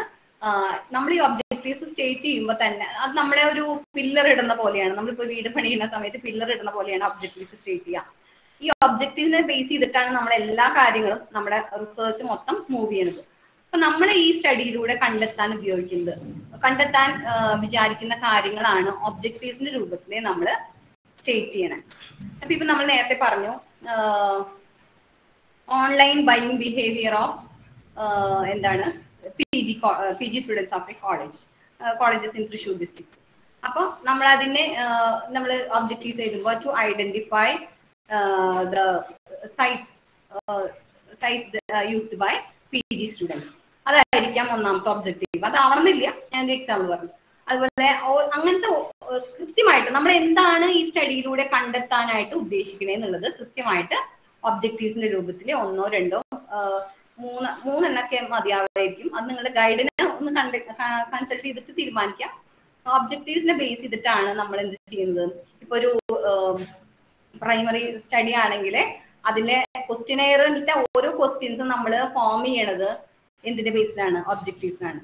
ആ ഒബ്ജക്റ്റീവ്സ് ഫൈൻഡ് ഔട്ട് ചെയ്യാനാണ് നമ്മൾ ക്വസ്റ്റ്യനെയർ ഉണ്ടാക്കുന്നത്. അതുകൊണ്ടാണ് ഞാൻ പറഞ്ഞ ഒബ്ജക്റ്റീവ്സിന് ഭയങ്കര ഇമ്പോർട്ടൻസ് ഉണ്ട്. ഇത് നിങ്ങൾ എന്താ പറയാ, എവിടെയും നിങ്ങൾ ആദ്യം ചെയ്യേണ്ട കാര്യം എനിക്ക് തോന്നുന്നു, ഒരു ടോപ്പിക് സെലക്ട് ചെയ്ത് കഴിഞ്ഞാൽ ഒബ്ജക്റ്റീവ്സിനെ എഴുതിയിട്ട് എവിടെയും കൺസൾട്ട് ചെയ്യാണ്ട് നിങ്ങൾക്ക് വരുന്ന, നിങ്ങളുടെ മനസ്സിൽ വരുന്ന ചോദ്യങ്ങൾ എഴുതിയിടുക. അതിൽ നിന്ന് നിങ്ങൾക്ക് നിങ്ങളുടെ ഒബ്ജക്റ്റീവ്സ് ഉണ്ടാക്കാൻ പറ്റും. റിസർച്ച് എന്ന് പറയുന്നത് ശരിക്കും ഒരു മൈൻഡ് പ്രോസസ് ആണ്. നമ്മുടെ മനസ്സിൽ ഉണ്ടാവുന്ന കാര്യങ്ങൾ എവിടെയെങ്കിലും നോട്ട് ചെയ്ത് അതിനെ എന്താ പറയാ നാച്ചുറൽ ലാംഗ്വേജിലേക്ക് ആക്കുക എന്നുള്ള ഒരു കാര്യമാണ് റിസർച്ചിൽ നടന്നുകൊണ്ടിരിക്കുന്നത്. അപ്പൊ ഒരിക്കലും ഒബ്ജക്റ്റീവ്സ് നമ്മൾ എവിടെയും നോക്കി എഴുതേണ്ട കാര്യമില്ല. നമ്മളിപ്പോ ഒരു ടോപ്പിക് എടുത്തു കഴിഞ്ഞാൽ ആ ടോപ്പിക്കിന്റെ ഒബ്ജക്റ്റീവ് എന്താണ്, നമ്മൾ ഇതിൽ എന്താണ് കണ്ടെത്താൻ ഉദ്ദേശിക്കുന്നത്, അത് ആദ്യം നമുക്ക് ഏത് ലാംഗ്വേജ് ആണ്, ഇംഗ്ലീഷ് ആണെങ്കിൽ ഇംഗ്ലീഷ്, മലയാളം ആണെങ്കിൽ മലയാളത്തിൽ കൃത്യമായിട്ട് ഒരു പേപ്പറിൽ എഴുതി വെക്കാം. എഴുതി വെച്ചതിന് ശേഷം അതിനെ ഒരു 2-3 സെന്റൻസിൽ 2-3 പോയിന്റിലേക്ക് ആക്കി എടുക്കുക മാത്രമാണ് ഒബ്ജക്റ്റീവ്സ് ചെയ്യേണ്ടത്.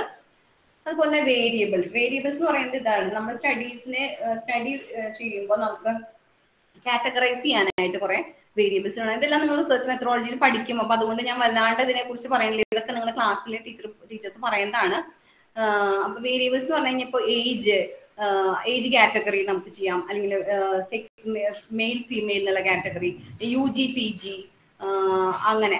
പിന്നെ അല്ലെങ്കിൽ ഒരു കമ്മ്യൂണിറ്റീനെ നമുക്കിപ്പോ എൽഡർ കമ്മ്യൂണിറ്റി അല്ലെങ്കിൽ സ്കൂൾ സ്റ്റുഡൻസ് അങ്ങനെ പറയുന്ന പല കാറ്റഗറിയിൽ പല വേരിയബിൾസ് വരും.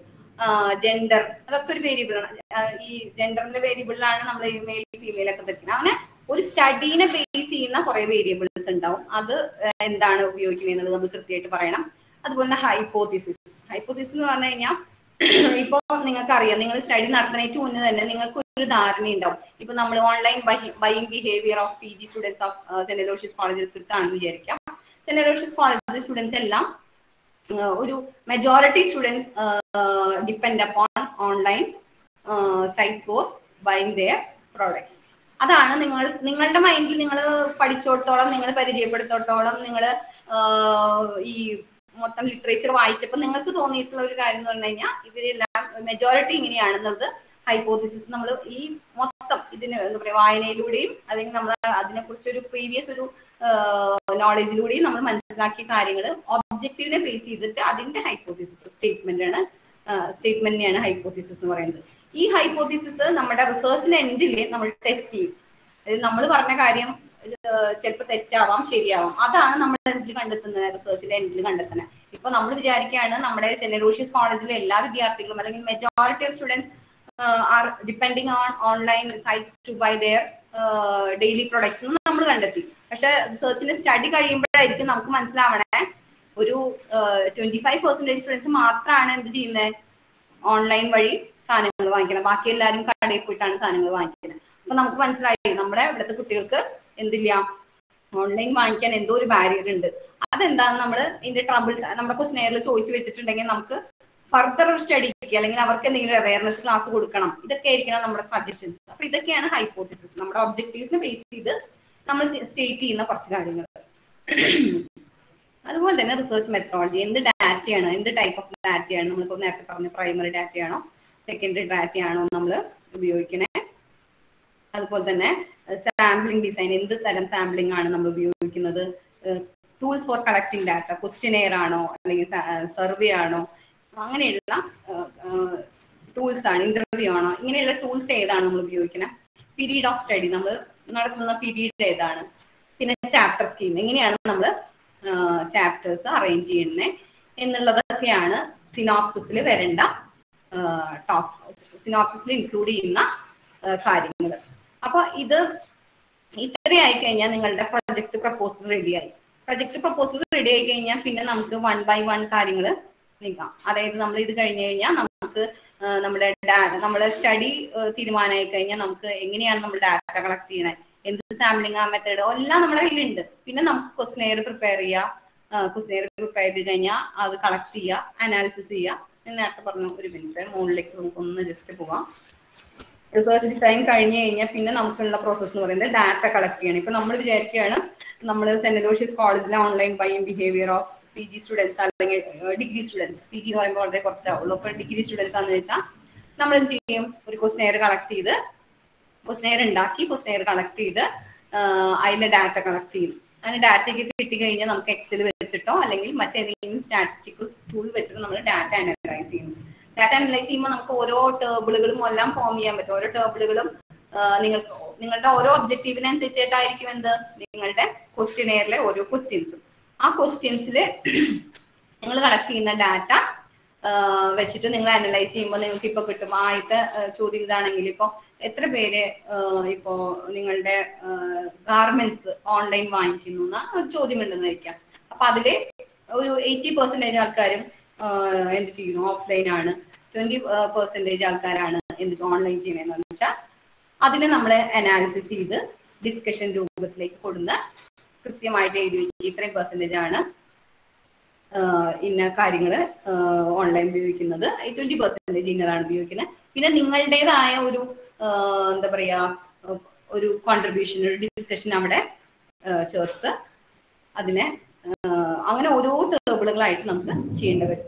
അതിനുശേഷമാണ് ഡിസ്കഷൻ ശേഷം നമ്മുടെ ഫൈൻഡിങ്സ് എന്ന് പറഞ്ഞിട്ട് നമ്മൾ ചേർക്കണം. ഫൈൻഡിങ്സിലെ നമ്മുടെ ഒബ്ജക്റ്റീവ്സിനെ ബേസ് ചെയ്തിട്ടുള്ള ഫൈൻഡിങ്സ് എന്താണെന്നത് കൃത്യം പോയിന്റ് ഔട്ട് ചെയ്യുക. അപ്പൊ അതാണ് പിന്നെയുള്ള പ്രോസസ്സുകൾ. ഓക്കെ, ഒരു മിനിറ്റ്. ഓക്കെ, അപ്പൊ ഇത് ഇത്രയും ആയി കഴിഞ്ഞാൽ നിങ്ങളുടെ എന്തായി, റിസർച്ച് പ്രപ്പോസലായി. ഇനി എനിക്ക് കവർ ചെയ്യാനുള്ളത് റെഫറൻസസിന്റെ കാര്യം, അതുപോലെ തന്നെ ലിറ്ററേച്ചർ റിവ്യൂവിന്റെ സോഴ്സസ് ലൈവായിട്ട് കാണിക്കുകയാണ്. അതിന് മുന്നേ തന്നെ ജസ്റ്റ് നിങ്ങൾക്ക് നിങ്ങളുടെ ടോപ്പിക്കുകൾ, പ്രോജക്റ്റിന്റെ ഫസ്റ്റ് പേജുകൾ തൊട്ട് പ്രിലിമിനറി പേജസ് ഒന്ന് ഞാൻ എടുത്ത് നിങ്ങൾക്ക് കാണാൻ വേണ്ടിയിട്ട് വെച്ചിട്ടുണ്ട്. നിങ്ങൾക്ക് നിങ്ങളുടെ കയ്യിൽ ഡിപ്പാർട്ട്മെന്റിൽ വരുമ്പോൾ പ്രൊജക്ട് വന്നു കഴിഞ്ഞാൽ കാണാവുന്നതേ ഉള്ളൂ. എങ്കിലും ഞാൻ കുറച്ചുകൂടി നിങ്ങൾക്ക് ഈസി ആയിക്കോട്ടെ, ഇന്നത്തെ ക്ലാസ്സിൽ അതൊന്ന് മനസ്സിലായിക്കോട്ടെ വെച്ചിട്ട് പ്രിലിമിനറി പേജസ് എടുത്തു വെച്ചിട്ടുണ്ട്. ഇതാണ് ഒരു പ്രൊജക്ടിന്റെ ഫ്രണ്ട് പേജ്. നിങ്ങളുടെ ടൈറ്റിൽ ഉണ്ടാവും. നിങ്ങൾ ടോപ്പിക് ഫൈൻ ട്യൂൺ ചെയ്ത് നമ്മൾ ടൈറ്റിലിന്റെ രൂപത്തേക്ക് ആക്കും. അതിനുശേഷം നിങ്ങളുടെ പേര്, ഇപ്പൊ ഇത് ഒരു ഗ്രൂപ്പ് പ്രൊജക്റ്റ് ആണ്, ഇപ്പൊ നിങ്ങൾ ഇൻഡിവിജ്വൽ പ്രൊജക്റ്റ് ആണെന്നാണ് എൻ്റെ ഒരു അറിവ്. അപ്പൊ ഇൻഡിവിജ്വൽ പ്രൊജക്റ്റ് ആണെങ്കിൽ ആളുടെ പേര് മാത്രമേ ഉണ്ടാവുള്ളൂ. അതുപോലെ തന്നെ ഗൈഡ് ചെയ്യുന്ന ആളുടെ പേര്, ആളുടെ ഡെസിഗ്നേഷൻ, പിന്നെ നിങ്ങളുടെ ഡിപ്പാർട്ട്മെന്റ് പേര്, കോളേജിന്റെ പേര്, ഇയർ, മന്ത് ഒക്കെ വരും. അതിനുശേഷം ഇപ്പൊ നമ്മളൊരു ബാങ്കിലത്തെ ഇതാണ് ചെയ്യണമെങ്കിൽ ബാങ്കിന്റെ ഒരു സർട്ടിഫിക്കറ്റ്, നമ്മൾ ഇത് കംപ്ലീറ്റ് ചെയ്തു എന്നുള്ളത് അവരുടെ അവിടെ നിന്നൊരു സർട്ടിഫിക്കറ്റ് നമ്മൾ വാങ്ങിക്കണം. അതുപോലെ തന്നെ പ്രിൻസിപ്പലിന്റെ ഒരു സർട്ടിഫിക്കറ്റ്, ഡിക്ലറേഷൻ, നിങ്ങൾ ഇത് ചെയ്ത് വേറെ എവിടെ നിന്നും നിങ്ങൾ ചെയ്തിട്ടുള്ളതല്ല, ഇത് ഒറിജിനൽ വർക്കാണ് നിങ്ങൾ ഡിക്ലെയർ ചെയ്യുന്ന ഒരു ഡിക്ലറേഷൻ. പിന്നെ ഒരു സർട്ടിഫിക്കറ്റ് ഗൈഡിന്റെ ഉണ്ടാവും. ഇത് ഒരു ഒറിജിനൽ റെക്കോർഡാണ്, ഗൈഡ് സാക്ഷ്യപ്പെടുത്തുന്നതാണ് ഈ സർട്ടിഫിക്കറ്റ്. പിന്നെ അക്നോളജ്മെന്റ്, നിങ്ങൾക്ക് അറിയാം ഒരു പ്രൊജക്റ്റ് ആകുമ്പോൾ നിങ്ങൾ ഒരുപാട് പേരുടെ ഹെൽപ്പും കാര്യങ്ങളൊക്കെ നേടിക്കണം. പ്രത്യേകിച്ച് ബാങ്കൊക്കെ വെച്ച് ചെയ്യണമെങ്കിൽ ബാങ്കിന്റെ ഫാക്കൽറ്റി, അവിടുത്തെ സ്റ്റാഫ്, അങ്ങനെയുള്ളത് നിങ്ങളുടെ ഡിപ്പാർട്ട്മെന്റിലെ ടീച്ചേഴ്സ്, അങ്ങനെ നിങ്ങളെ പ്രൊജക്റ്റിൽ ഹെൽപ്പ് ചെയ്തിട്ടുള്ള എല്ലാവർക്കും അക്നോളജ്മെന്റ് കൊടുക്കുന്ന ഒരു ഏരിയ ആണ് അക്നോളജ്മെന്റ്. അടുത്തത് ചാപ്റ്റർ ഓർഗനൈസേഷൻ ആണ്. അത് ടേബിൾ ഓഫ് കണ്ടന്റ്സ് എന്ന് പറഞ്ഞിട്ട് കൊടുക്കാം. അപ്പൊ ആ ടേബിൾ ഓഫ് കണ്ടന്റ്സ് ആണ് ഞാൻ ഇവിടെ ഫോട്ടോ എടുത്ത് വെച്ചിരിക്കുന്നത്. ഇത് തന്നെയാണ്, ഇത് ഇലാബറേറ്റ് ചെയ്യുമ്പോഴാണ് നമ്മുടെ ചാപ്റ്റർ ഓർഗനൈസേഷൻ വരുന്നത്. അപ്പൊ അതില് ഇൻട്രൊഡക്ഷൻ, പിന്നെ review, statement of the problem, objectives, methodology, period of study, data, tools for analysis, limitation of the study. ഇതാണ് ഫസ്റ്റ് ചാപ്റ്റർ വരുന്നത്. അപ്പൊ ഞാൻ നേരത്തെ പറഞ്ഞു നമ്മൾ റിസർച്ച് ഡിസൈൻ ആയി കഴിഞ്ഞാൽ ഓട്ടോമാറ്റിക്കലി ഫസ്റ്റ് ചാപ്റ്റർ കംപ്ലീറ്റ് ആവും. അപ്പൊ ഇതെല്ലാം നമ്മൾ ഈ റിസർച്ച് പ്രപ്പോസലിൽ എഴുതുന്ന കാര്യങ്ങളാണ്. അപ്പോൾ തന്നെ ഫസ്റ്റ് ചാപ്റ്റർ കംപ്ലീറ്റ് ആവും. ഇനി ചാപ്റ്റർ 2 എന്ന് പറയുന്നത് theoretical foundation of the study. Theoretical foundation of the study എന്ന് പറഞ്ഞാൽ ചിലപ്പോൾ നമുക്ക് വല്ല തിയറീസ് ഒക്കെ ഉപയോഗിക്കേണ്ടി വരും. ഇപ്പൊ ഇതിൽ ഇവർ ഉപയോഗിക്കുന്നത് കാമൽ എന്നൊക്കെ പറഞ്ഞിട്ടൊരു ഇത് ഉപയോഗിച്ചിട്ടുണ്ട്. ഓരോ എന്താ പറയാ, നിങ്ങളുടെ ഓരോ സബ്ജക്റ്റിനെ ബേസ് ചെയ്തിട്ടുള്ള തിയറീസ് ഉണ്ടാവും. നമ്മളിപ്പോ ഈ ലിറ്ററേച്ചർ റിവ്യൂ ഒക്കെ വായിക്കുമ്പോൾ നമ്മുടെ ഈ സ്റ്റഡിക്ക് ബാക്ക്ഗ്രൗണ്ട് ചെയ്തിട്ടുള്ള വല്ല തിയററ്റിക്കൽ വല്ല ഫ്രെയിം വർക്ക് ഉണ്ടെങ്കിൽ അതിനെ പറ്റിയിട്ട് ഡിസ്ക്രൈബ് ചെയ്യുന്ന ഒരു ചാപ്റ്റർ ആണ് theoretical foundation of the study. പിന്നെ നമ്മളിപ്പോ ബാങ്കിലാണ് ചെയ്യണമെങ്കിൽ ബാങ്കിന്റെ പ്രൊഫൈൽ വെക്കാം. ഇപ്പൊ നമ്മൾ സെന്റ് അലോഷ്യസ് കോളേജിനെ പറ്റിയിട്ടുള്ള സ്റ്റഡി ആണെങ്കിൽ സെന്റ് അലോഷ്യസ് കോളേജിന്റെ ഒരു പ്രൊഫൈൽ വെക്കാം. ഏത് ഓർഗനൈസേഷൻ ആണോ നമ്മൾ ചെയ്യണമെങ്കിൽ ആ ഓർഗനൈസേഷന്റെ, നമ്മൾ ചെയ്യുന്ന ഓർഗനൈസേഷൻ ഒന്നോ രണ്ടോ ഉണ്ടെങ്കിൽ അതിന് ഇപ്പൊ ഇവര് കുറെ ബാങ്ക്സിന്റെ ഉണ്ട്. അപ്പൊ ഈ ബാങ്കുകളുടെ പേരെല്ലാം ഇവിടെ വെച്ചിട്ട് അതിന്റെ പ്രൊഫൈലുകൾ അറ്റാച്ച് ചെയ്തിട്ടുണ്ട്. അപ്പൊ അത് ചെയ്യണം. അപ്പൊ അതെല്ലാം നിങ്ങൾ ടൈറ്റിൽ ഫോം ചെയ്ത് കഴിഞ്ഞാൽ ഈ ചാപ്റ്റർ 3 നമുക്ക് വളരെ ഈസി ആയിട്ട് ചെയ്യാവുന്നതാണ്. ഏറ്റവും ആദ്യം ചെയ്യാം. നമ്മൾ ഓൾറെഡി സെലക്ട് ആയി, ബാങ്ക് ആണ് ചെയ്യണമെങ്കിൽ ബാങ്ക്, അല്ലെങ്കിൽ ഏതെങ്കിലും ഓർഗനൈസേഷനെ സെലക്ട് ചെയ്തെങ്കിൽ ആ ഓർഗനൈസേഷന്റെ പ്രൊഫൈലൊക്കെ ആദ്യം തന്നെ ചെയ്തു വെക്കാം.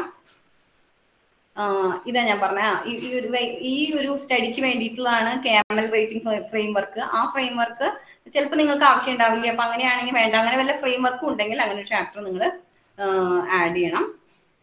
അതുപോലെ തന്നെ 5th ചാപ്റ്റർ എന്ന് പറയുന്നത് findings, suggestions and conclusion. Findings എന്ന് പറയുമ്പോൾ നമ്മൾ നേരത്തെ നമ്മൾ ഒബ്ജക്റ്റീവിനെ ബേസ് ചെയ്ത് കണ്ടെത്തിയിട്ടുള്ള കാര്യങ്ങൾ എന്താണെന്നുള്ളത് ഫൈൻഡിങ്സിൽ എഴുതാം.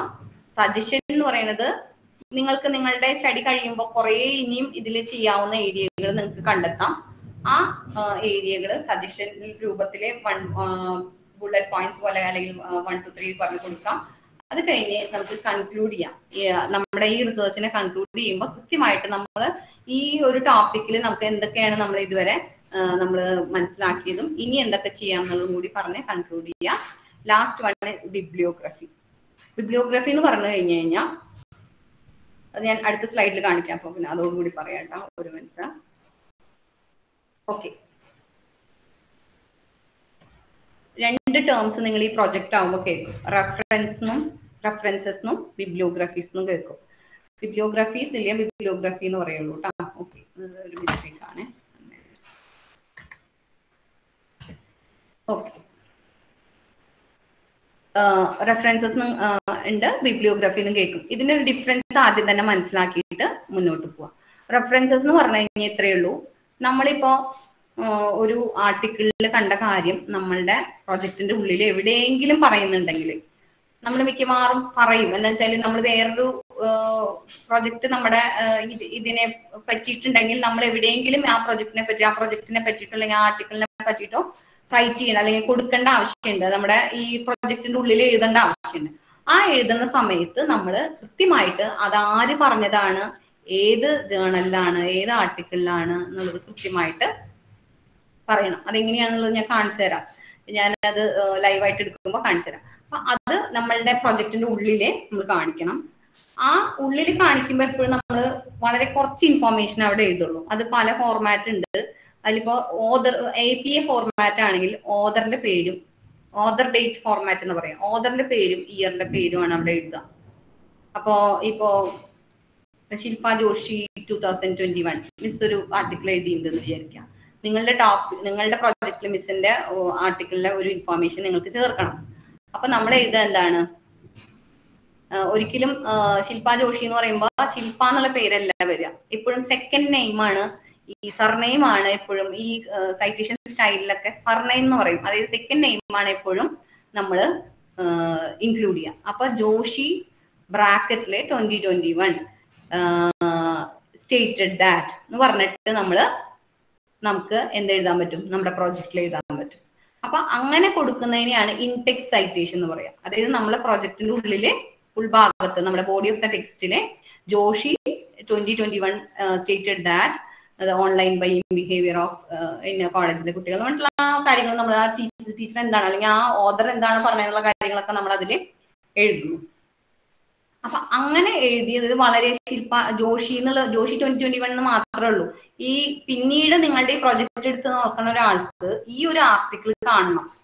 ഈ ഇങ്ങനൊരു ആർട്ടിക്കിൾ ഇതിൽ ഇയാൾ സൂചിപ്പിച്ചിട്ടുണ്ട്. ഈ ആർട്ടിക്കിൾ ഒന്ന് കാണണമെങ്കിൽ അയാൾക്ക് കൊടുക്കുന്ന ഇൻഫോർമേഷൻ ആണ് നമ്മൾ എന്ത് ചെയ്യുന്നത്, പ്രൊജക്ടിന്റെ എൻഡില് കൊടുക്കുന്നത്. പ്രൊജക്ടിന് അതിനെയാണ് റെഫറൻസസ് എന്ന് പറയുന്നത്. അപ്പൊ അതിൽ എന്താണ് ചെയ്യണമെന്ന് വെച്ചാല് ഈ Shilpa Joshi full Joshi Shilpa 2021 Indian journal of management. ഏതാണ് ജേർണൽ? ഞാൻ ജേർണലിന്റെ പേര് വോളിയം 37 ഇഷ്യൂ 1. പിന്നെ പേജ് നമ്പർ, ഇന്ന പേജ് നമ്പർ 10 തൊട്ട് 15 വരെയുള്ള പേജ് നമ്പർ, ഇന്ന 2021 ഇയർ. ഇത്രയും ഇൻഫോർമേഷൻ എവിടെ കൊടുക്കും? റെഫറൻസ് ലിസ്റ്റിലെ കൊടുക്കും. പക്ഷെ നമ്മൾ ഇൻടെക്സ്റ്റിൽ കൊടുക്കേണ്ടത് എന്താണ്? ജോഷി ബ്രാക്കറ്റിൽ 2021 കൊടുക്കുള്ളൂ. കാരണം എന്താണെന്ന് വെച്ചാല് അവിടെ നമുക്ക് അത്രേ കൊടുക്കേണ്ട കാര്യമുള്ളൂ. പക്ഷെ ആ ആർട്ടിക്കിളിന്റെ കൂടുതൽ ഡീറ്റെയിൽസ് അറിയേണ്ട ആൾക്കാർ എന്ത് ചെയ്യും? പ്രൊജക്ടിന്റെ എൻഡിൽ പോയിട്ട് റെഫറൻസ് ലിസ്റ്റ് നോക്കി കണ്ടുപിടിക്കും.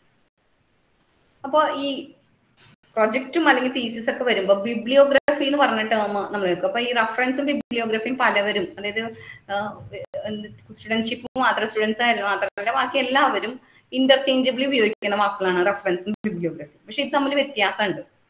റെഫറൻസ് എന്ന് പറയുമ്പോൾ ഞാൻ നേരത്തെ പറഞ്ഞ പോലെ ടെക്സ്റ്റിന്റെ ഉള്ളിൽ ഉപയോഗിച്ചതിന്റെ ഡീറ്റെയിൽഡ് ലിസ്റ്റ് ആണ് റെഫറൻസ്. പക്ഷെ ബിബ്ലിയോഗ്രഫി എന്ന് പറഞ്ഞു കഴിഞ്ഞാൽ നമ്മൾ ഇതിനു വേണ്ടി കുറെ കാര്യങ്ങൾ കൺസൾട്ട് ചെയ്യുന്നുണ്ടാവും. ഇപ്പോ കുറെ ജേർണലുകൾ റെഫർ ചെയ്തിട്ടുണ്ടാവും, കുറെ ബുക്സ് റെഫർ ചെയ്തിട്ടുണ്ടാവും, കുറെ വെബ്സൈറ്റ് റെഫർ ചെയ്തിട്ടുണ്ടാവും. പക്ഷെ അതൊന്നും നമുക്ക് ടെക്സ്റ്റിന്റെ ഉള്ളിൽ കൊടുക്കേണ്ട കാര്യം ഉണ്ടാവില്ല. നമ്മൾ കൺസൾട്ട് ചെയ്തിട്ടേ ഉള്ളൂ. പക്ഷെ അത് നമുക്ക് ടെക്സ്റ്റിന്റെ ഉള്ളിൽ നമ്മൾ സ്പെസിഫൈ ചെയ്യേണ്ട കാര്യമില്ലെങ്കിൽ അങ്ങനത്തെ കാര്യങ്ങൾ, അങ്ങനത്തെ ലിസ്റ്റ് ഓഫ് റെഫറൻസസ് ഉൾക്കൊള്ളുന്ന ലിസ്റ്റിനെയാണ് ബിബ്ലിയോഗ്രഫി എന്ന് പറയുന്നത്. ബിബ്ലിയോഗ്രഫി എന്ന് പറഞ്ഞു കഴിഞ്ഞാൽ നമ്മൾ ഇൻടെക്സ്റ്റിൽ ഉൾപ്പെടുത്താതെ നമ്മുടെ തീസിസിന് വേണ്ടിയിട്ട് കളക്ട് ചെയ്തിട്ടുള്ള എല്ലാ സോഴ്സസും കാണിക്കുന്ന ഏരിയ ആണ് എന്ത്? ബിബ്ലിയോഗ്രഫി. റെഫറൻസസ് എന്ന് പറയുമ്പോൾ വ്യത്യാസമുണ്ട്. ഉള്ളിൽ ഇൻടെക്സ്റ്റിൽ കാണിച്ചിട്ടുള്ളതിന്റെ കറസ്പോണ്ടിങ് ആയിട്ടുള്ള ഡീറ്റെയിൽ ലിസ്റ്റിനെയാണ് എന്ത് പറയുന്നത്? നമ്മൾ റെഫറൻസസ് എന്ന് പറയുന്നത്. അപ്പോൾ ഇതുവഴി ഞാൻ നമ്മുടെ പവർ പോയിന്റ് എൻഡ് ചെയ്യാണ്. അതിനുശേഷം ഞാൻ എൻഡ് ലിസ്റ്റ് അങ്ങനെ നമ്മൾ സോഴ്സസ് കാണിക്കാം.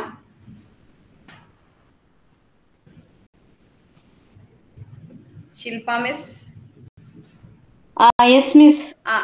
ഞാനൊന്ന് ലൈവായിട്ട് ഇതൊന്ന് കാണിച്ചു കൊടുത്തതിന് ശേഷം ക്വസ്റ്റ്യൻസിലേക്ക് പോയാ പോരെ? മതി. ജസ്റ്റ് ഒന്ന് കാണിക്കല്ലേ വേണ്ടോ? കാണിച്ചോളൂ മിസ്സേ, കാണിച്ചോളൂ. അപ്പൊ ഞാൻ ആദ്യം പറഞ്ഞത് എൻഡ് ലിസ്റ്റ് എന്നാണ്. എൻഡ് ലിസ്റ്റ് ജസ്റ്റ് നിങ്ങൾക്ക് ടൈപ്പ് ചെയ്ത് കഴിഞ്ഞാൽ ഗൂഗിളിൽ ടൈപ്പ് ചെയ്ത് കഴിഞ്ഞാൽ അതിന്റെ ലിങ്ക് വരും. അപ്പൊ അതിൽ ലോഗിൻ എന്നുള്ള സ്ഥലത്ത് ക്ലിക്ക് ചെയ്ത് നിങ്ങളുടെ കയ്യിൽ ID പാസ്വേഡ് ഉണ്ടാവില്ല. ഉള്ളവർക്കാണെങ്കിൽ ഇങ്ങനെ ചെയ്യാം. ഇല്ലെങ്കിൽ നിങ്ങൾ അടുത്ത ദിവസം ടീച്ചറുടെ അടുത്ത് മെയിൽ ID പാസ്വേഡ് വേണ്ട, മെയിൽ ID, പേര്, ഫോൺ നമ്പർ, പിന്നെ ക്ലാസ്, ഇത്രയും കാര്യങ്ങൾ എക്സൽ രൂപത്തിലാക്കി തരുകയാണെങ്കിൽ ഞാൻ ആ എൻഡ് ലിസ്റ്റിന്റെ വെബ്സൈറ്റിൽ കയറ്റുകയും നിങ്ങൾക്ക് അവരുടെ സൈറ്റിൽ നിന്ന് ഒരു മെയിൽ വരും ചെയ്യും. അപ്പൊ അത് നിങ്ങൾക്ക് ആക്ടിവേറ്റ് ചെയ്യാൻ പറ്റും. ഇതുപോലെ ഞാൻ എന്റെ പാസ്വേഡും യൂസർ നെയിം വെച്ച് കയറുന്ന പോലെ തന്നെ നിങ്ങൾക്ക് നിങ്ങളുടെ യൂസർ നെയിം പാസ്വേഡും വെച്ചിട്ട് ഒരു സെക്കൻഡ്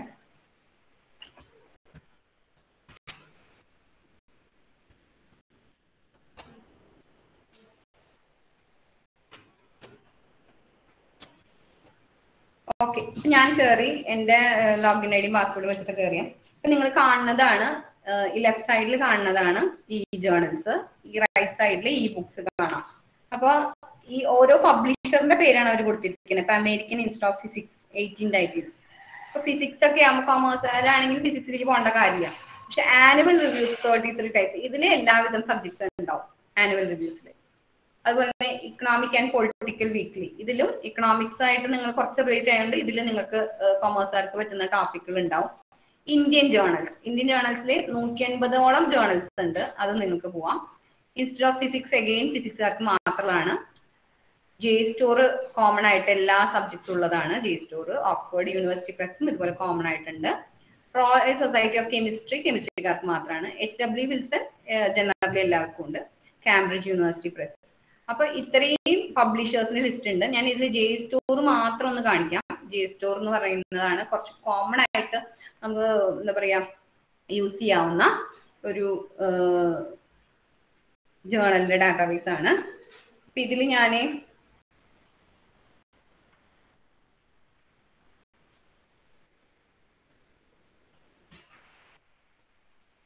ഡിജിറ്റൽ മാർക്കറ്റിംഗ് എന്ന് പറഞ്ഞിട്ടൊരു ടേം അടിക്കാന്ന് വിചാരിക്കാം. ഇവരിവിടെ ഞാൻ നേരത്തെ പറഞ്ഞു ഫ്രേസ് സെർച്ച് എന്ന് പറഞ്ഞു. അപ്പൊ ഇവര് ഓൾറെഡി ഫ്രേസ് സെർച്ച് കാണിച്ചിട്ടുണ്ട്.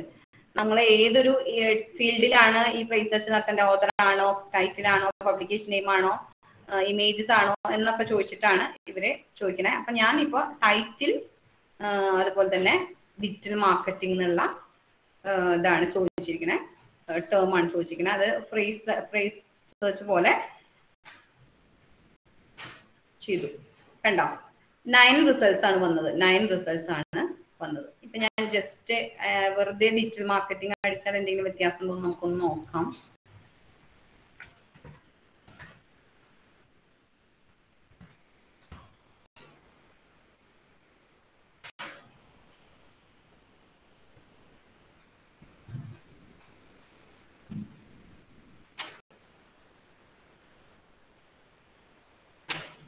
കണ്ടോ, 9 റിസൾട്ട്സ് വെറുതെ ഫ്രേസ് സെർച്ച് അല്ലാണ്ട് വന്നപ്പോ എത്രയാ, 39,150 റിസൾട്ട് വന്നു.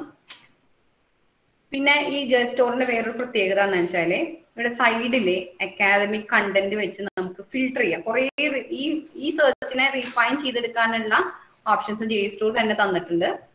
ജസ്റ്റ് ഞാൻ പറഞ്ഞത്, ഇപ്പൊ ജേർണൽസ് എന്നുള്ളത് 33,000 വന്നിട്ടുണ്ട്. ഇപ്പൊ ജേർണൽസ് മുഴുവൻ 33,000 മുഴുവൻ ജേർണൽസ് ആണ് ഇതിൽ 39,000. ഓക്കെ, പിന്നെ ബുക്ക് ചാപ്റ്റേഴ്സ് വന്നിരിക്കുന്നത് 1,417, റിസർച്ച് റിപ്പോർട്ട്സ് 688. അപ്പൊ നമുക്ക് റിസർച്ച് റിപ്പോർട്ട്സ് മാത്രമാണ് വേണ്ടെങ്കിൽ ജസ്റ്റ് അതിന് ക്ലിക്ക് ചെയ്ത് കഴിഞ്ഞാൽ അത് റീഫൈൻ ചെയ്യും. അപ്പൊ ഇവിടെ നമുക്ക് നോക്കിയാൽ അറിയാം 688 ആ എന്ത് വരുള്ളൂ, റിസർച്ച് റിപ്പോർട്ട്സ് മാത്രമേ ഇവിടെ വരുള്ളൂ.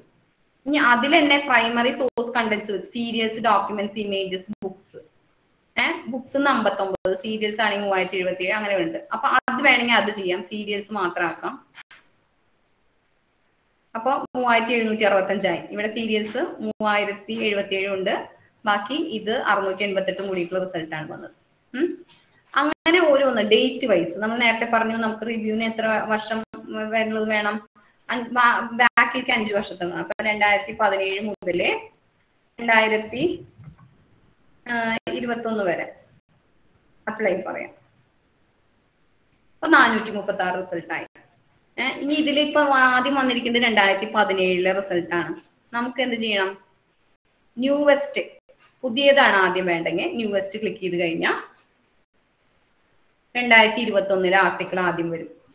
ഓക്കെ, ഇങ്ങനെ പല വിധത്തിൽ നമുക്ക് സെർച്ചിങ്ങും എന്താ പറയാ ഇതിന്റെ റിഫൈനിങ് ഒക്കെ നടത്തി നമുക്ക് വേണ്ട ആർട്ടിക്കിൾസ് മാത്രമായിട്ട് എടുക്കാനായിട്ട് സാധിക്കും. ഓക്കെ, ഇനി ഞാൻ നേരത്തെ പറഞ്ഞു ഓരോന്നിനും അഡ്വാൻസ് സെർച്ച് ഉണ്ടാവും. നിങ്ങൾ ഉപയോഗിച്ചിട്ടില്ലെങ്കിൽ ഇനിയെങ്കിലും ഉപയോഗിക്കണം. ഇങ്ങനെ അഡ്വാൻസ് സെർച്ച് എന്നുള്ള എല്ലാതും നോക്കാം. അപ്പൊ ആൻഡ് ഓർ നോട്ട്. അപ്പൊ നമുക്ക് ഇവിടെ കീവേഡ് കൊടുത്തിട്ട് ഇപ്പൊ എന്താണ്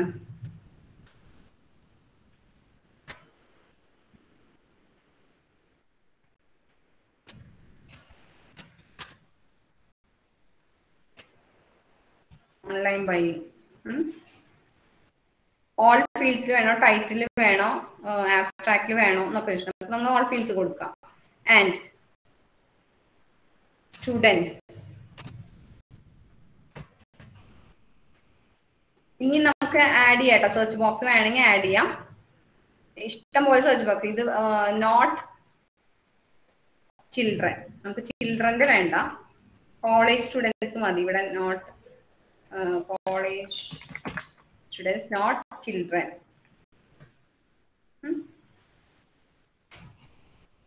ഇങ്ങനെ ഒരുപാട് സെർച്ച് സ്ട്രാറ്റജികൾ ഉപയോഗിച്ച് നമ്മുടെ റിസൾട്ടുകളെ നമ്മൾ വെറുതെ സെർച്ച് ചെയ്യുന്നേക്കാളും ഇങ്ങനെ സെർച്ച് ചെയ്യുമ്പോൾ കൂടുതൽ എന്ത് വരും, റിലേറ്റഡ് ആയിട്ടുള്ള ടോപ്പിക്സ് വരും. ഇനി ഇത് വന്നത് നമുക്ക് വേണമെങ്കിൽ എൻലിസ്റ്റ് യൂസ് ചെയ്യുന്നവർക്കാണെങ്കിൽ ഇവിടെ ഡൗൺലോഡ് PDF എന്നുള്ള ഓപ്ഷൻ ഉണ്ട്. ഞാൻ ഡൗൺലോഡ് ചെയ്യുന്നില്ല, സമയം എടുക്കണമുണ്ട്. ജസ്റ്റ് നിങ്ങൾ സാധാരണ ഡൗൺലോഡ് ചെയ്യുന്ന പോലെ തന്നെയാണ്. ഇനി സൈറ്റ് എന്ന് പറഞ്ഞിട്ടൊരു ഓപ്ഷൻ ഉണ്ട്. സൈറ്റ്, ഇതാണ് ഞാൻ നേരത്തെ പറഞ്ഞത്. നിങ്ങൾക്ക് റെഫറൻസുകളൊക്കെ ആഡ് ചെയ്യണമെങ്കിൽ പലതരം ഫോർമാറ്റ് അവൈലബിൾ ആണ്. APA, MLA അങ്ങനെ പറഞ്ഞ ഫോർമാറ്റ് ഉണ്ട്. ഡിഗ്രിക്കാർക്ക് അങ്ങനെ ഒരു ഫോർമാറ്റ് പറയുന്നതായിട്ട് ഞാൻ കണ്ടില്ല. എങ്കിലും നിങ്ങൾ ചെയ്യേണ്ടത്, നിങ്ങൾ എഴുതുമ്പോൾ ആ ഇതിൽ കാണുന്ന ഫോർമാറ്റിൽ എഴുതുകയാണെങ്കിൽ കുറച്ചുകൂടി നന്നായി. ഇപ്പോൾ കൊമേഴ്സുകാരൊക്കെ ഉപയോഗിക്കുന്നത് APA എന്നുള്ള അമേരിക്കൻ സൈക്കോളജിക്കൽ അസോസിയേഷന്റെ സ്റ്റൈൽ ഫോർമാറ്റ് ആണ് ഉപയോഗിക്കുന്നത്. അപ്പൊ ഈ ഫോർമാറ്റിൽ ഇങ്ങനെയാണ് എഴുതുക. ഞാൻ നേരത്തെ പറഞ്ഞു. ഡിഗ്രിക്കാർക്ക് APA ആണ് മിസ്. APA ആണ് ഏത് മിസ്? APA അല്ലേ? പ്രോജക്റ്റിൽ പറയുന്നുണ്ടോ? പ്രോജക്റ്റില് ഇപ്പൊ തൊട്ടിട്ട് യൂണിവേഴ്സിറ്റി സ്ട്രിക്റ്റ് ആയിട്ട് പറയുന്നുണ്ട് APA എന്നുള്ളത്. അതെ അല്ലേ? ഓക്കെ. APA ഒരു MLA എന്നാണ് നമ്മൾ സാധാരണ APA ആണ് ചെയ്യിപ്പിക്കുന്നത്. അതെ അതെ, APA ആണ് കൊമേഴ്സുകാരൊക്കെ യൂസ് ചെയ്യുന്നത്. അപ്പൊ ഈ APAയുടെ ഈ ഒരു സംഭവം നിങ്ങൾ ഇങ്ങനെ ചെയ്യണമെങ്കിൽ ഇവിടെ കോപ്പി പറഞ്ഞാൽ മതി.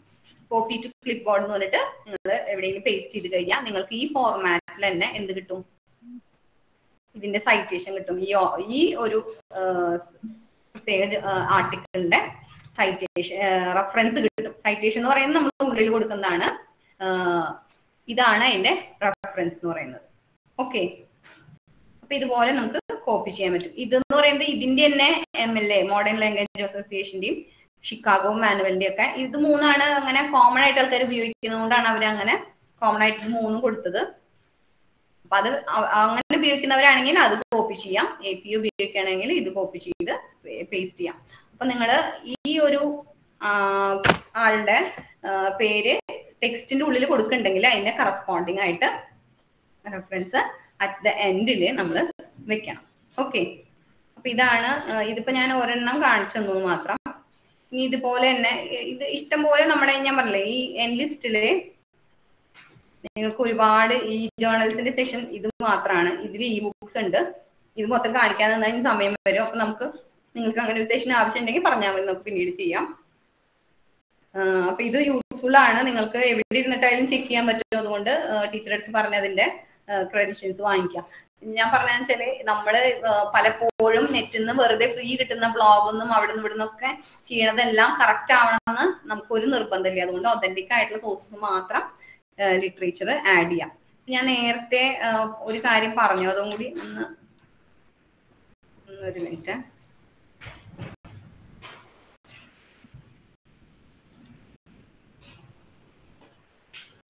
ജസ്റ്റ് നിങ്ങൾക്ക് ആ ഇൻടെക്സ്റ്റിൽ എങ്ങനെയാണ് വരുന്നത് എന്നുള്ളതൊക്കെ ഒന്ന് പറഞ്ഞുതരാം.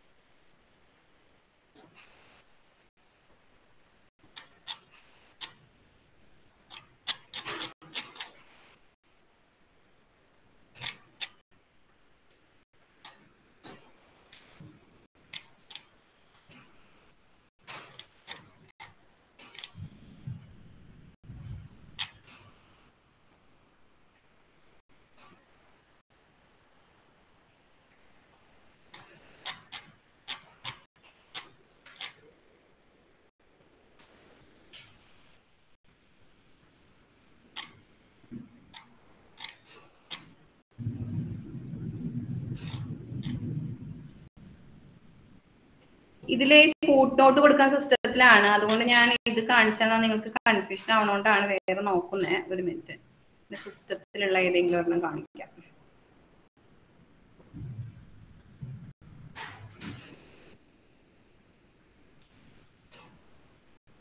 കാണുന്നുണ്ടല്ലോ അല്ലെ?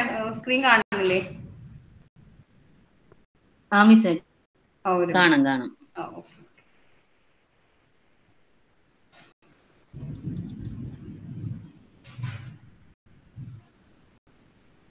തുറന്നു വന്നോട്ടെ.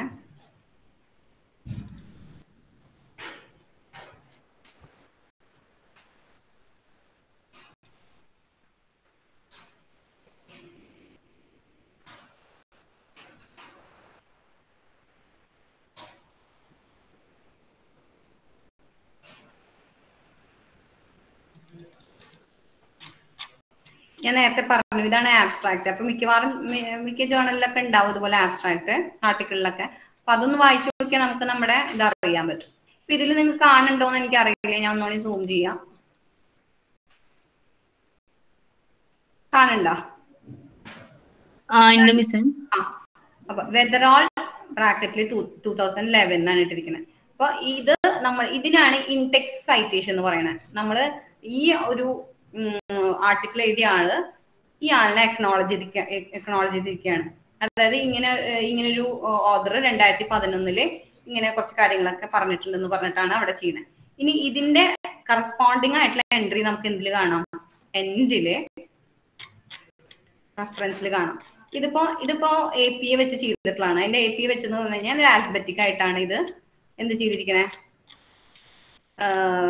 APA സ്റ്റൈൽ ഗൈഡ് എന്ന് പറഞ്ഞിട്ട് തന്നെ ഒരു വിഭാഗം ഉണ്ട്. അപ്പൊ അതില് എങ്ങനെയാണ് ഇത് ചെയ്യേണ്ടതെന്നുള്ളത് കൃത്യമായിട്ട് അവർക്ക് നമുക്ക് ഇൻസ്ട്രക്ഷൻസ് ഉണ്ട്. അത് വെച്ചിട്ടാണ് ഈ സ്റ്റൈൽ മാനുവല് സെറ്റ് ചെയ്തിരിക്കുന്നതും അത് വെച്ചിട്ടാണ് ആൾക്കാർ ചെയ്യുന്നതും. അപ്പൊ റെഫറൻസസിൽ ആൽഫബറ്റിക് ഓർഡറിൽ വന്നിക്കണു. ഇതില് ഇത് വേണ്ട നിങ്ങൾക്ക് ഇവിടെ കാണാൻ പറ്റുന്നുണ്ടാവും. ഞാൻ ഒന്നുകൂടി സൂം ചെയ്യാം.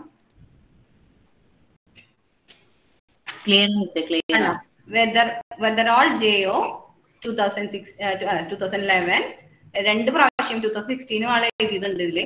On some explanation in physics, അതാണ് ആ ടൈറ്റിൽ, ആർട്ടിക്കിളിന്റെ ടൈറ്റിൽ. ഫിലോസഫി ഓഫ് സയൻസ് എന്ന് പറയുന്നത് എന്താണ്? ജേർണലിന്റെ പേരാണ്. പിന്നെ വരുന്നത് ആർട്ടിക്കിൾ ഏത് വോളിയമാണ്. ഇപ്പൊ നിങ്ങൾക്കറിയാം നമ്മൾ പല വോളിയംസും പല ഇഷ്യൂസ് ഉണ്ടാവും ഒരു ജേർണലിന്. അപ്പൊ 78ാമത്തെ വോളിയത്തില് 3ാമത്തെ ഇഷ്യൂ, അതിൽ 421 മുതൽ 447 വരെയുള്ള പേജിലാണ് ആളുടെ ആർട്ടിക്കിളിന്റെ ഫുൾ കണ്ടന്റ് ഉള്ളത്. അപ്പൊ നമ്മൾ ഈ ലിറ്ററേച്ചർ റിവ്യൂ എഴുതുമ്പോൾ എപ്പോഴും ശ്രദ്ധിക്കേണ്ട കാര്യം, നിങ്ങൾ എവിടുന്നാണോ ഓരോ കാര്യങ്ങൾക്കും വേണ്ടിയിട്ടും സേവ് ചെയ്യുന്നത് അത് കൃത്യമായിട്ട്, ഇപ്പൊ ഇലക്ട്രോണിക് ആയിട്ട് എടുക്കുന്നതാണെങ്കിൽ നമുക്ക് അതിന്റെ ഫുൾ ടെക്സ്റ്റ് ആയാലും അല്ലെങ്കിൽ എന്തെങ്കിലും സേവ് ചെയ്ത് വെക്കാം. എഴുതിയെടുക്കുന്ന കാര്യങ്ങളൊക്കെ ആണെങ്കിൽ ചിലപ്പോൾ നമ്മൾ കാര്യം മാത്രം എഴുതിയെടുക്കും, റെഫറൻസ് എഴുതിയെടുക്കാൻ മറക്കാറുണ്ട്. പലപ്പോഴും കുട്ടികൾ ഇവിടെ ഓഫ്ലൈൻ ആയിട്ടുള്ള സമയത്ത് പ്രൊജക്ട് ചെയ്യുന്ന സമയത്ത് വരുമ്പോൾ മിസ്സേ ഞങ്ങൾ എഴുതിയെടുത്തിരുന്നു, ആ ബുക്ക് കാണാനില്ല, ബുക്കിന്റെ പേര് മാത്രമേ എഴുതിയെടുത്തുള്ളൂ, ഓദറിന്റെ പേര് അറിയില്ല, അല്ലെങ്കിൽ അങ്ങനെ ഫുൾ ഡീറ്റെയിൽസ് എഴുതിയെടുക്കാത്ത സമയം ഉണ്ടാവാറുണ്ട്. അപ്പൊ അതൊന്നും ഇല്ലാതിരിക്കാൻ വേണ്ടി നിങ്ങൾ ഒരു കാര്യം എഴുതുമ്പോൾ തന്നെ അതിന്റെ റെഫറൻസ് മുകളിൽ നോട്ട് ചെയ്യുക. ഇപ്പൊ നമ്മൾ കമ്പ്യൂട്ടറിലാണ് ചെയ്യണമെങ്കിൽ കമ്പ്യൂട്ടറിൽ അത് കോപ്പി പേസ്റ്റ് ടൈപ്പ് ചെയ്തിടുകയോ കോപ്പി പേസ്റ്റ് ചെയ്തിടുകയോ ചെയ്യാം. അപ്പൊ നമ്മൾ ആ റെഫറൻസ് വിട്ടുപോകില്ല. ഇതാണ് റെഫറൻസ് എന്ന് പറയുന്ന സംഭവം. ബിബ്ലിയോഗ്രഫി എന്ന് പറയുന്നെങ്കിൽ റെഫറൻസ് പ്ലസ് നമ്മൾ കൺസൾട്ട് ചെയ്തിട്ടുള്ള മറ്റ് സോഴ്സസുകളൊക്കെ ഇൻക്ലൂഡ് ചെയ്യാനായിട്ട് പറ്റും. അപ്പൊ അതാണ് ഞാൻ അത് കാണിച്ചെന്നെ. ഇനി വേറൊരു കാര്യം ഗൂഗിൾ സ്കോളർ കാണിച്ചു തരാം. ജസ്റ്റ് നിങ്ങൾ ചെയ്യണതാവും, എന്നാലും ഒന്ന് നിങ്ങൾ ചിലപ്പോൾ അറിയാത്ത 1-2 ഓപ്ഷൻസ് ഉണ്ടെങ്കിൽ പറയാൻ വേണ്ടിയിട്ടാണ്. ഗൂഗിൾ സ്കോളർ എന്ന് പറയുമ്പോൾ നമ്മൾ സാധാരണ ഗൂഗിളിനേക്കാളും കുറച്ചുകൂടി എന്താണ് നമുക്ക് കുറച്ചുകൂടി സ്കോളർലി ആയിട്ടുള്ള ആർട്ടിക്കിൾസ് വരും. മറ്റേതിൽ കുറച്ച് ജനറൽ ആയിട്ടുള്ള ആർട്ടിക്കിൾസ് കൂടുതൽ കയറി വരും. ഓക്കെ, അപ്പൊ ഇത് ഇത്രയും ഞാൻ ഓൺലൈൻ ബൈയിങ് ബിഹേവിയർ എന്ന് ജസ്റ്റ് അടിച്ചിട്ടുള്ളൂ. ഞാൻ നേരത്തെ ആദ്യം സ്ലൈഡിൽ പറഞ്ഞ പോലെ തന്നെ നമ്മൾ ടോപ്പിക് എടുത്തു കഴിഞ്ഞാൽ ടോപ്പിക്കിന്റെ ഈ ഒരു ടേമിന്റെ ആണെങ്കിൽ തന്നെ വേറെ സിനോണിംസ് കണ്ടെത്തി അങ്ങനെയും സെർച്ച് ചെയ്യണം. ഇപ്പൊ ഇത്രയും വന്നിട്ടുണ്ട്. അപ്പൊ അതിൽ തന്നെ നമുക്ക് വേണമെങ്കിൽ ടൈം വെച്ചിട്ട് നമുക്ക് ഇവിടെ സൈഡിൽ നോക്കി കഴിഞ്ഞാൽ അറിയാം. സിൻസ് 2021, 2020, സിൻസ് 2017 കസ്റ്റം റേഞ്ച് നമുക്ക് ഇന്ന വർഷം തൊട്ട് ഇന്ന വർഷം വരെ അങ്ങനെയൊക്കെ സെർച്ച് ചെയ്യാം. ഇതിൽ സൈറ്റേഷൻസ് ഇൻക്ലൂഡ് ചെയ്യണമെങ്കിൽ അങ്ങനെ ചെയ്യാം. അപ്പൊ ഇതിലും നിങ്ങൾക്ക് നേരത്തെ പറഞ്ഞ പോലെ റെഫറൻസ് ആഡ് ചെയ്യണമെങ്കിൽ ഇവിടെ ഇങ്ങനെ ഒരു കൊട്ടേഷൻ മാർക്ക് കാണാനില്ലേ, അതിമ്മ ക്ലിക്ക് ചെയ്ത് കഴിഞ്ഞു കഴിഞ്ഞാൽ ജസ്റ്റ് ഇതുപോലെ സൈറ്റ് ചെയ്യണ ഇപ്പൊ ആ ആർട്ടിക്കിൾ എങ്ങനെ സൈറ്റ് ചെയ്യാന്നുള്ളത് ഇവിടെ എഴുതിയിട്ടുണ്ടാവും. അപ്പൊ അതും ഇതുപോലെ കോപ്പി ചെയ്ത് കഴിഞ്ഞാൽ അങ്ങനെ ചെയ്യാം. ഇല്ലെങ്കിൽ ഇവിടെ ബിബ്ടെക് എന്ന് പറഞ്ഞിട്ടൊരു ഫോർമാറ്റ് ഉണ്ട്, അത് ചെയ്ത് കഴിഞ്ഞാൽ അതും ഇതുപോലെ ഒരു മറ്റേ ടെക്സ്റ്റ് ഫോർമാറ്റിലേക്ക് നമുക്ക് ആഡ് ചെയ്യാനായിട്ട് പറ്റും. അപ്പൊ അത് റെഫറൻസിന് വേണ്ടി നിങ്ങൾക്ക് ഉപയോഗിക്കാവുന്നതാണ്. ഇതുപോലെ ഇത് സെർച്ച് ചെയ്യാം. പിന്നെ അതുപോലെ തന്നെ ക്രിയേറ്റ് അലേർട്ട് എന്ന് പറഞ്ഞിട്ടൊരു ഓപ്ഷൻ ഉണ്ട്. അപ്പൊ ക്രിയേറ്റ് അലേർട്ട് എന്നുള്ള ഓപ്ഷൻ ചെയ്ത് കഴിഞ്ഞാൽ ഗുണം എന്താ വെച്ചാല്, ഇപ്പൊ ഞാനിവിടെ ഓൺലൈൻ ബൈയിങ് ബിഹേവിയറിന് അടിച്ചുകൊണ്ടാണ് അത് ഇങ്ങനെ ഓൾറെഡി ഫ്രൈസ് സെർച്ച് പോലെ വന്ന് എടുക്കുന്നത്. എന്റെ ഇമെയിൽ ഓൾറെഡി തുറന്ന് എടുക്കുന്നുണ്ട്, അതുകൊണ്ട് ആ ഇമെയിൽ ID അവിടെ വന്നു. ഇത്രയും നമുക്ക് വേണമെങ്കിൽ മാറ്റണമെങ്കിൽ അത് മാറ്റാം. എന്നിട്ട് ക്രിയേറ്റ് അലേർട്ട് എന്നുള്ളത് ഇവിടെ റെഡിൽ കണ്ടു കഴിഞ്ഞാൽ അത് ക്ലിക്ക് ചെയ്ത് കഴിഞ്ഞാൽ എന്ന് ഗൂഗിൾ സ്കോളറിലേക്ക് ഈ ഒരു ടോപ്പിക് റിലേറ്റ് ചെയ്തിട്ടുള്ള ഒരു ആർട്ടിക്കിൾ ആഡ് ചെയ്തിട്ടുണ്ടെങ്കിൽ നമ്മുടെ മെയിലിലേക്ക് അലേർട്ട് വരും. അങ്ങനെയാണ് ഗൂഗിൾ സ്കോളറിൽ ഉള്ളത്. പിന്നെ SSR എന്ന് പറഞ്ഞിട്ടൊരുണ്ട്, social science research network. SSR ഇത് നിങ്ങൾക്ക് നല്ലൊരു സോഴ്സ് ആണ്. നിങ്ങൾക്ക് എന്താ പറയാ, ഓരോ സ്പെഷ്യൽ ആയിട്ട് ഇതിന്റെ തന്നെ എന്താ പറയാ, ഓരോ ഏരിയ തിരിച്ചിട്ട് തന്നെ ഉണ്ട്.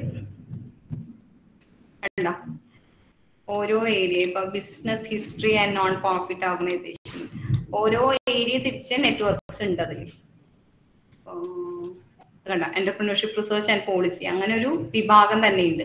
അങ്ങനെ ഇഷ്ടംപോലെ അതിലൊക്കെ സെർച്ച് ചെയ്യാം. റീസെന്റ് പേപ്പേഴ്സ് ആയിട്ട് കാണിക്കും, സബ്ജക്ട് ഏരിയാസ്, അതിൽ തന്നെ വീണ്ടും സബ്ജക്ട് ഏരിയാസ് തിരിച്ച് കാണിക്കും. അതുപോലെ തന്നെ അപ്പൊ SSR നോക്കാം നിങ്ങൾക്ക്. RBIയുടെ സൈറ്റ് ഉണ്ട്. RBIയുടെ സൈറ്റ് ഒതന്റിക് ആയിട്ട് നമുക്കുള്ള റിപ്പോർട്ടേഴ്സ്, RBIയുടെ ഒരു ബുള്ളറ്റിൻ ഇറക്കും അവര്. പബ്ലിക്കേഷൻസിൽ പോയി കഴിഞ്ഞാൽ നിങ്ങൾക്ക് അറിയാം പലതരത്തിലുള്ള റിപ്പോർട്ട്സ് ഉണ്ട്. അവരുടെ ആനുവൽ റിപ്പോർട്ട്സിൽ ക്ലിക്ക് ചെയ്ത് കഴിഞ്ഞാൽ അവരുടെ RBIയുടെ ആനുവൽ റിപ്പോർട്ട്സ് കാണാം. അത് ഫുൾ ഡോക്യുമെന്റ് വേണമെങ്കിൽ ഇവിടെ ഉണ്ട്. ഇനി ഇയർ വൈസ് തിരിക്കുകയാണെങ്കിൽ 2021 എടുക്കുക, 2021 കിട്ടും. ബാക്ക് ഓരോ ഇയറിന് വെച്ച് കഴിഞ്ഞാൽ അങ്ങനെ നമുക്ക് എടുക്കാവുന്നതാണ്.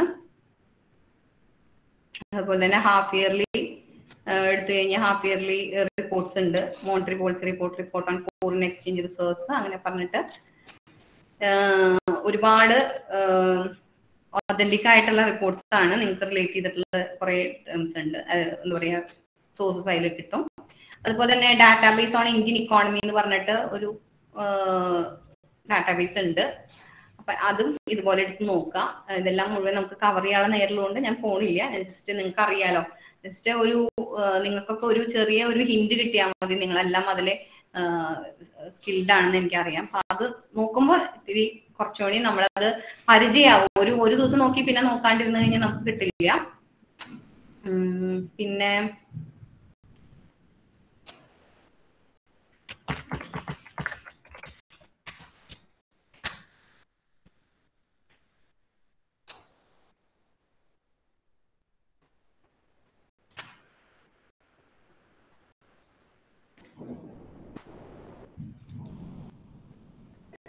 സാധാരണ ഞാൻ ഇക്കണോമിക്സുകാർക്ക് പറഞ്ഞു കൊടുക്കുമ്പോഴാണ് പറയാറെങ്കിലും നിങ്ങൾക്ക് അത് യൂസ്ഫുൾ ആണെങ്കിൽ എടുക്കാം. ഇക്കണോമിക് റിവ്യൂ എന്ന് പറഞ്ഞിട്ടൊരു പബ്ലിക്കേഷൻ ഉണ്ട്.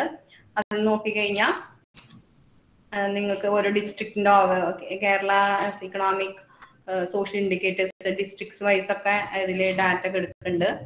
അഗ്രികൾച്ചർ മാനുവൽ ഓരോ സെക്ടർ വൈസ് ഉണ്ട്. അപ്പൊ ഇതും നിങ്ങൾക്ക് യൂസ്ഫുൾ ആയിരിക്കും എന്ന് എനിക്ക് തോന്നുന്നു. നിങ്ങൾക്ക് യൂസ്ഫുൾ ആണെങ്കിൽ നിങ്ങൾ ഈ കേരള SPB സ്റ്റേറ്റ് പ്ലാനിംഗ് ബോർഡിന്റെ സൈറ്റ് ആണ്, അത് നോക്കാം. എപ്പോഴും ഇത്രയേ ഉള്ളൂ, ഒതന്റിക് ആയിട്ടുള്ള ഡാറ്റ നോക്കാന്നുള്ളതാണ്. UG പ്രോജക്റ്റും PG പ്രോജക്റ്റ് ആകുമ്പോൾ ഈ റിസർച്ച് ശരിക്കുള്ള PhDയിലേക്ക് ഒരു ചെറിയ മിനിയേച്ചർ ആണ്. എങ്കിലും ചെയ്യുമ്പോൾ നിങ്ങൾ യുണീക്ക് ആയിട്ട് ചെയ്യാനായിട്ട് ശ്രമിക്കുക. എനിക്ക് തോന്നുന്നു സ്ലൈഡിലുള്ള സോഴ്സ് ഒക്കെ പറഞ്ഞു എന്നാണ് എനിക്ക് തോന്നുന്നത്.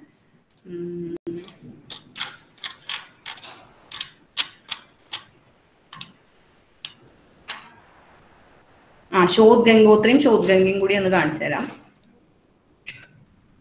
ആദ്യം ശോധ് ഗംഗോത്രി കാണിച്ചു തരാം. അതാണ് കുറച്ചുകൂടി നിങ്ങൾക്ക് നിങ്ങൾക്ക് ഇപ്പൊ പ്രപ്പോസൽ വെക്കാനല്ലേ. അപ്പൊ ശോധ് ഗംഗോത്രി എന്ന് പറയുന്നത് ഇപ്പൊ ഇന്ത്യയിൽ നടക്കുന്ന തീസിസുകളുടെ റെപ്പോസിറ്ററി ആണ്. ഇതുപോലെ വന്നു കഴിഞ്ഞാൽ അഡ്വാൻസ്ഡ് ക്ലിക്ക് ചെയ്ത് പ്രൊസീഡ് ടു പറഞ്ഞാൽ മതി. അങ്ങനെ കാണുമ്പോൾ അത് നമ്മുടെ എന്തോ സെക്യൂരിറ്റി പ്രശ്നമൊന്നും നോക്കണ്ട, കിട്ടും. ഇപ്പൊ നമുക്ക് ടൈറ്റിൽ വൈസ് വേണമെങ്കിൽ ടൈറ്റിൽ വൈസ് സെർച്ച് ചെയ്യാം. ഇവിടെ താഴെ കണ്ടില്ലേ, ഇതുപോലെ വരും. അത് നമുക്കിപ്പോ ഒരെണ്ണം ജസ്റ്റ് സെർച്ച് ചെയ്യാം.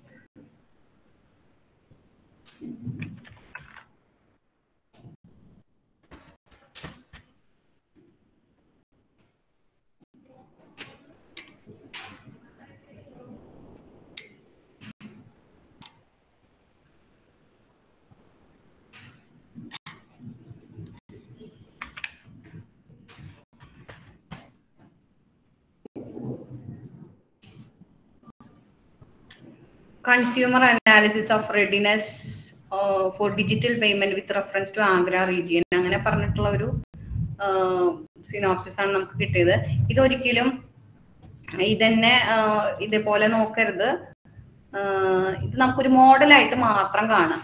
ഒരു സിനോപ്സിസ് എങ്ങനെയായിരിക്കണം അതിന്റെ ഒരു മോഡലായിട്ട് മാത്രം ഇതിനെ കാണാം. അപ്പൊ ഇതില് സിനോപ്സിസ് ഓൺ അതിന്റെ ടൈറ്റിൽ ഉണ്ട്, ആരാണ് സബ്മിറ്റ് ചെയ്തിരിക്കുന്ന, സൂപ്പർവൈസറുടെ പേര്, പിന്നെ ഒരു ഇൻട്രൊഡക്ഷൻ.